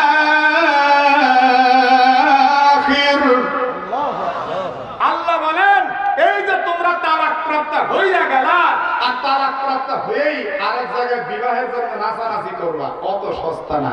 3 ঋতু পর্যন্ত অপেক্ষা করো। এর কারণ কি? কারণ 3 ঋতু অপেক্ষা করলেই বোঝা যাবে তোমার পেটের মধ্যে সন্তান আছে কিনা। কথা কম না কেন, ঠিক কিনা? তোমার পেটে সন্তান আছে কিনা? ও মা, আল্লাহ তাআলা তোমার যে ঋতু, 3টা ঋতু তোমাকে দিয়েছে, এর মধ্যে বৈজ্ঞানিক যুক্তি কি? বৈজ্ঞানিক যুক্তি হলো 3টা মাসে তোমার 3টা ঋতু ক্লিয়ার হবে, তোমার ভিতরের যত প্রয়োজন থাকবে সব পরিষ্কার হয়ে যাবে এবং প্রমাণ হবে তোমার পেটে কোনো বাচ্চা নেই। তখন আরেক পুরুষের সাথে তুমি বিয়ে বসলেও তোমার পেটের সন্তান জারজ হবে না, তোমার স্বামীর এই রোগ হওয়ার কোনো সুযোগ থাকবে না। সুবহানাল্লাহ বলেন, সুবহানাল্লাহ। তাই আল্লাহ বলতেছেন এই যে ওয়ালা ইয়াহিল্লু লাহুন্না, স্ত্রীদের জন্য হালাল হবে না আইয়াকুন্না, গোপন করা মা খালাকাল্লাহ, আল্লাহ যা সৃষ্টি করেছেন ফি আরহামিহিন্না, তাদের রেহেমে, তাদের পেটের মধ্যে, ইন কুন্না ইউমিননা বিল্লাহি ওয়াল ইয়াউমিল আখির, যদি তারা ঈমান আনে আল্লাহ এবং পরকালের উপর, তাদের জন্য উচিত হবে না পেটের গোপন বিষয়টা, সন্তান আছে কিনা এটা গোপন করা উচিত হবে না, প্রকাশ করতে হবে। আর যদি সন্তান এসে যায় তাহলে আরেক মাসআলা। সুবহানাল্লাহ। জোরে বলো। আল্লাহ রাব্বুল আলামিন পরে বলছেন ওয়া বুউলাতুহুন্না আহাক্কু বিরাদ্দিহিন্না, স্বামীরা স্ত্রীদের ব্যাপারে ফিরিয়ে নেওয়ার জন্য এখতিয়ার রাখে, তাদের হক আছে। ফি যালিকা, এই 3 ঋতুর মধ্যে তারা ইচ্ছা করলে ফিরায় নিতে পারে। সুবহানাল্লাহ বলেন। ইন আরাদু ইসলাহা, যদি তাদের ইচ্ছা থাকে ইসলাহ করার, মীমাংসা করার, তাহলে ইচ্ছা করলে তারা 3 ঋতুর মধ্যে ফিরিয়ে নিতে পারে। ওয়ালা হুন্না মিসলুল্লাযী আলাইহিন্না বিল মারুফ, যেমন স্বামীদের এখতিয়ার আছে তেমন স্বামীদের মতো ওই স্ত্রীদেরও ন্যায়সঙ্গত কিছু এখতিয়ার আছে। স্বামীর যেমন এখতিয়ার আছে স্ত্রীরও তেমন এখতিয়ার আছে। স্বামীর যেমন দাম আছে স্ত্রীরও তেমন দাম আছে। স্বামীর যেমন অনুভূতির মূল্য আছে স্ত্রীর অনুভূতির মূল্য আল্লাহ দিয়েছেন। একটু আওয়াজ করে বলেন তো, আল্লাহর দরবারে মা জাতির সম্মান মর্যাদা আছে না নাই? আল্লাহ বলেন তবে হ্যাঁ, পুরুষ লোকদের জন্য স্ত্রীদের উপরে দারাজা, সম্মান আছে, মর্যাদা আছে। আর রিজালু কাওয়ামুনা আলা নিসা, পুরুষ লোকগণ নেতৃত্ব দিবে আলা নিসা, মহিলার উপর। সুবহানাল্লাহ। আচ্ছা, স্বামীর উপরে স্ত্রীর নেতৃত্ব না স্ত্রীর উপরে স্বামীর নেতৃত্ব? ও বুঝা গেছে। স্ত্রীর কাছ থেকে বাজারের টাকা নেয়, বুঝা গেছে। তাছাড়া আওয়াজ বাড়াইলো না কেন? স্ত্রীর কথায় স্বামী চলবে না স্বামীর কথায় স্ত্রী চলবে? একটু জোরে বলেন, জোরে বলেন। আচ্ছা, এই অলির রিজালি আলাইহিন্না দারাজা, এইটুকু বুঝাইতে হলে একটা যুক্তি দিন। যুক্তি ছাড়া তো বুঝবেন না। আর এইটুকু বললে ইনশাআল্লাহ আমরা আলোচনা করা শেষ দিবে ইনশাআল্লাহ। আচ্ছা, আপনাদের এলাকায় দেশি মুরগি পালে এরকম বাড়ি আছে? একটু জোরে কন্যারে ভাই। এখন তো ব্রয়লার, লেয়ার, কক, সোনালি, অমক তমক, হেন তেন। আগেকার জামানায় কিন্তু দেশি মুরগি ছাড়া কোনো মুরগি ছিল না, কথা কন ঠিক কিনা? মুরগি কয়, এই মরক, তোর যখন স্বাধীনতার দরকার, খালি স্বাধীনতা পালন করে তুই চলে যাবি, কুক করুক কুক, তোর টাইম নেই। মোরগ চলে গেল, মোরগ এবার মুরগির পেটের মধ্যে যে বীজ দিয়ে গেল, বীজ কিন্তু মুরগি লালন পালন করে পেটে কষ্ট সহ্য করে, এরপরে আবার ডিম পাড়ে মুরগি, মোরগ কিন্তু ডিম পারে না। এরপরে পেটের নিচে মুরগি ডিমগুলি দিয়ে সুন্দর মতো তাপ দেয়, মোরগ কিন্তু একদিনের জন্য দেয়নি, কথা কন না কেন? আস্তে আস্তে মুরগির পেটের নিচ থেকে বাচ্চা ফুটে, এই বাচ্চাগুলিকে কিন্তু মোরগ লালন পালন করে না, মুরগি লালন পালন করে। আপনি সারা পৃথিবীর মোরগ মুরগির রাজ্যটা খুঁজে দেখেন, মোরগ মুরগির রাজ্য শাসন করে নারী মুরগি, মোরগ কিন্তু রাজ্য শাসন করে না, নারী কিন্তু মুরগির রাজ্য শাসন করে। আপনাদের এলাকায় কুকুর আছে না নেই? কথা কন আছে? পুরুষ কুকুর শুধুমাত্র নারী কুকুরের উপরে হুক্কা হুয়া বলে নিজের একটু স্বাধীনতা হস্তক্ষেপ করে, আর কোনো খবর নাই। নারী কুত্তা বাচ্চা প্রসব করে, এরপরে বাচ্চা লালন পালন করে, বাচ্চা দুধ খায়। কুকুরের জগৎ কিন্তু নারী শাসিত, কথা কন ঠিক কিনা? কোরআনের মধ্যে একটা সূরা আছে মৌমাছি, আল্লাহ রাব্বুল আলামিন বলেন, ওয়া আওহা রাব্বুকা ইলান নাহলি আনিত্তাখিযি মিনাল জিবালি বুয়ুতান ওয়া মিনাশ শাজারি ওয়া মিম্মা ইয়ারিশুন সুম্মা কুলি মিন কুল্লি সামারাতি ফাসলুকি সুবুলা রাব্বিকি যুলুলা ইয়াখরুজু মিন বুতুনিহা শারাবুন মুখতালিফুন আলওয়ানুহু ফীহি শিফাউল লিন্নাস। এই সূরার এই আয়াতের মধ্যে আপনি তাফসীর পড়লে দেখতে পাবেন, মৌমাছির জগৎ, এখানে রাজা আছে, রানী আছে। রানী মৌমাছি 6 থেকে 7,000 ডিম ফোটায়, আর রানী মৌমাছি একমাত্র মৌমাছির জগৎ, মৌমাছির রাজ্য পরিচালনা করে। সেখানে রাজা শুধু নিজের স্বাধীনতাটুকুই পালন করবে রানীর কাছে, এছাড়া রাজার আর কোনো হুকুমদারি চলে না। কোরআনের আয়াত থেকে আমরা জানলাম জানোয়ারের জগৎ নারী শাসিত। কথা কন না, এই কথাটা কার? আরেকটু জানেন? অনুরূপ ভাবে যারা মানুষ, তাদের পরিবারটাও যদি নারী শাসিত হয়, তাহলে ওই জীব জানোয়ার আর মানুষের মধ্যে কোনো ভেদাভেদ থাকে না। আল্লাহ বলেন, ও নারী, তোমার মর্যাদা আছে, তোমার স্বামীরও আছে, তোমার স্বাধীনতা আছে, তোমার স্বামীরও আছে, তোমার বাক স্বাধীনতা আছে, তোমার স্বামীরও আছে। তবে মনে রাখবা, তোমার চাইতে তোমার স্বামীর মূল্য অনেক বেশি। স্বামীর কথা মোতাবেক তোমাকে চলতে হবে। সুবহানাল্লাহ বলেন, সুবহানাল্লাহ। এই কথাটা আমার না, আল্লাহ। এখন যদি স্বামীর কথা স্ত্রী না শুনে, বউ চাকরি করে, স্বামীও চাকরি করে, স্বামী খুব টায়ার্ড, বলে 1 গ্লাস পানি দাও না গো, বলে একটু নিয়ে খাও না গো, এমন করো কেন গো? বলে তুমি যেমন চাকরি করো আমিও তেমন চাকরি করি গো, আমিও টায়ার্ড, আমাকেও 1 গ্লাস দাও না গো। সমান অধিকার, এই কথা কর না কেন, ঠিক কিনা? এরকম হলে তো সংসারে শান্তি থাকবে না। আমি আর সামনে অগ্রসর হচ্ছি না, প্রচুর কথা। এই কথা কইতে গেলে এত যুক্তি কই থেকে আসে আল্লাহ ভালো জানে, আমার মাথায় ধরে না, মাঝে মাঝে আওলায় যাই। এবার আসল কথা আমি শেষ দিচ্ছি। ওয়ালিল রিজালি আলাইহিন্না দারাজা, স্বামীর মর্যাদা আছে স্ত্রীর উপরে। ওয়াল্লাহু আজিজুল হাকীম, আল্লাহ বলেন, শোনা, আল্লাহ কিন্তু মহা পরাক্রমশালী, মহা জ্ঞানী। একটু চিল্লায় বলেন, আল্লাহর চাইতে বড় জ্ঞানী আর কেউ আছে? আজকের মতো এই 28তম রুকু শেষ, এখন বাকি আছে কয়টা? আরেকটু জোরে শুনবেন ওটা? 5টা। ও 4টা হলো একটা দোয়া। ওরে বাবা, এবার 2-1 মিনিটের মধ্যে শেষ করে দিয়ে শোনেন। হযরতে নুরউদ্দিন জাহাঙ্গীর রহমাতুল্লাহ আলাইহি বলেন, মা, তুমি যখন আমার দরবারে বিচার দিতে গেছো মা, বললে একজন দস্যু যুবক, শক্তিশালী যুবক তোমার সুন্দরী পুত্র বধূকে জ্বালাতন করে রে মা। তখন আমার চিন্তা হলো, আমার দেশের মধ্যে একমাত্র আমার ছেলে ছাড়া এত বড় দুঃসাহস কারো হতে পারে না। আমার চোখটা তখন বন্ধ হয়ে গেল। হঠাৎ করে দেখতে পাচ্ছি আমার চোখের সামনে হাসরের ময়দান কায়েম হয়ে গেছে। আমি একটা খেয়ালের ঘোরের মধ্যে ভাসতেছি আর চিন্তা করতেছি, হায় হায়, আমি যদি আমার সন্তানের বিচার না করি, দেশের সব মানুষের বিচার করতেছি, সন্তানের বিচার যদি না করি, আমার সন্তান বলে যদি ছেড়ে দেই, আল্লাহ তাআলা কাল হাসরের ময়দানে আমার হাতে পায়ে আগুনের বেড়ি লাগায় টানবেন। মা গো মা, তখন তুমি কি বলছো আমি কিচ্ছু জানি না। আমি আল্লাহর আযাবের ভয়ে থরথর করে কাঁপতেছিলাম। একজন হৃদয়বান বাদশা, মুসলমানের নেতা যিনি হবেন, তিনার মনের অবস্থা এমনই হওয়া দরকার। কথা কন না কেন, ঠিক কিনা?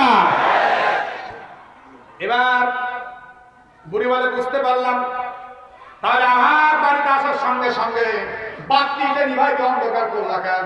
আলোর মধ্যে দেখে দেখে বিচার করলেই তো ভালো হতো। বাদশা তখন মুস্কি হাসি দিয়া বলে, মা, এটা আমিও জানি, আলোর মধ্যে দেখে বিচার করলে আমার বাদশার জন্য সুবিধা হতো, কিন্তু আমার মনের মধ্যে একটা দুশ্চিন্তা কাজ করছে। আমি এমন একটা পাষাণ পিতা, আমি একটা নিষ্ঠুর পিতা, আসতেছি আমার কলিজার টুকরা একমাত্র সন্তানকে হত্যা করার জন্য। আমি যদি আমার ছেলের চেহারা বাতির আলো দিয়ে দেখি, বিচারের মধ্যে শিথিলতা আসবে, বিচারের মধ্যে একটু হালকা পানি হবে। এই জন্য আমি বাতিটা নিভাই দিলাম, যাতে করে আমার সন্তানের চেহারা দেখে আমার মনের মধ্যে দয়া না আসে। বুড়ি তখন কান্দার বলে, বাজান, কি আশ্চর্য ব্যাপার, তাহলে কি তুমি তোমার সন্তানকে হত্যা করছো? এবার বাদশা বলে, রে মা, তুমি যখন বাতি ধরায় নিয়ে আসলা 3 নাম্বার, তুমি আমাদের জিজ্ঞেস করলে আমি কেন চোখটা বন্ধ করে আছি? মা গো মা, শুনুন শুনুন, আমি ভয়ে থরথর করে কাঁপতেছিলাম। এমন নিষ্ঠুর পিতা আমি, আমার কলিজার টুকরা সন্তানকে হত্যা করে কর্তৃত মস্তকটা হাতের মধ্যে ঝুলায় রাখছি। তুমি যখন চোখটা খুলতে বললা, তখন আমি সম্বিত ফিরে পেয়ে চোখটা খুলে মিটি মিটি করে হাসলাম, আলহামদুলিল্লাহ বললাম, মস্তককে দূরে নিক্ষেপ করলাম। আমি হাসার কারণ হলো, আলহামদুলিল্লাহ পড়ার কারণ হলো, বিচারটা আমি ঠিক ঠিক মতোই করছি। তবে আলহামদুলিল্লাহ, আলহামদুলিল্লাহ, এই যুবক ছেলেটা আমার ছেলে না। 4 নম্বর হওয়ার সময় তোমার ঘরে শুকনো খাবার খাইলাম কেন জানো? এটার কারণ হলো, ও মা, তুমি যখন আমার রাজ দরবার ছেড়ে চলে আসো, আমি স্বাভাবিক হওয়ার পরে আল্লাহর কসম করে বললাম, যতক্ষণ পর্যন্ত এই দস্যু আর পরিবার বিচার না করবো, ওই সুন্দরীকে মুক্ত করতে না পারবো, ততক্ষণ পর্যন্ত আমি দানা পানি স্পর্শ করবো না। মা, আমি এখন আমার কার্য সমাধা করেছি, তাই তাড়াতাড়ি কসম ভঙ্গ করা আমার জন্য ওয়াজিব হয়ে গেছে। মা গো, এইবার আমারে বিদায় দাও রে মা। বুড়ি তখন বলে, বাজান, তোর মতো নেতা প্রতি যুগে যুগে যেন আল্লাহ পাঠায় দেয়। জোরে সরে বলেন আল্লাহুম্মা আমিন। এবার হলো স্বামী স্ত্রীর মহব্বতের দোয়া। আমার সাথে সাথে সকলে পড়েন, বিসমিল্লাহির রহমানির রহিম। এই দোয়া চিন্তা করতেছে, এটা কোন দোয়া হলো? 1 মিনিট বড় ভাই, 1 মিনিট। আল্লাহর হাবিব হাদিসে বলেন, পুরো 30 পারা কোরআনকে আল্লাহ পাক সূরা ফাতিহার মধ্যে রাখছেন। সুবহানাল্লাহ বলেন। পুরা ফাতিহা আছে বিসমিল্লাহর মধ্যে। কোন কোন শায়েখ বলেন এই বিসমিল্লাহটা হলো ইসমে আযম, এর মধ্যে আল্লাহর 3টা নাম আছে। একটা হলো আল্লাহ, আল্লাহর জাতি নাম, আর রহমান আর রহিম, এই 2টা আল্লাহর সিফাতি নাম। যে ব্যক্তি বিসমিল্লাহ বলে টান দিবে, আল্লাহ তাআলা তার উপরে রহমত বর্ষণ করবেন, তাদের মনের রাগ রাগ সব দূর করে দিবেন। তা আমলটা ঠিক আছে না? আল্লাহ বক্তা শ্রোতা সকলকে আমলের তৌফিক দান করুন।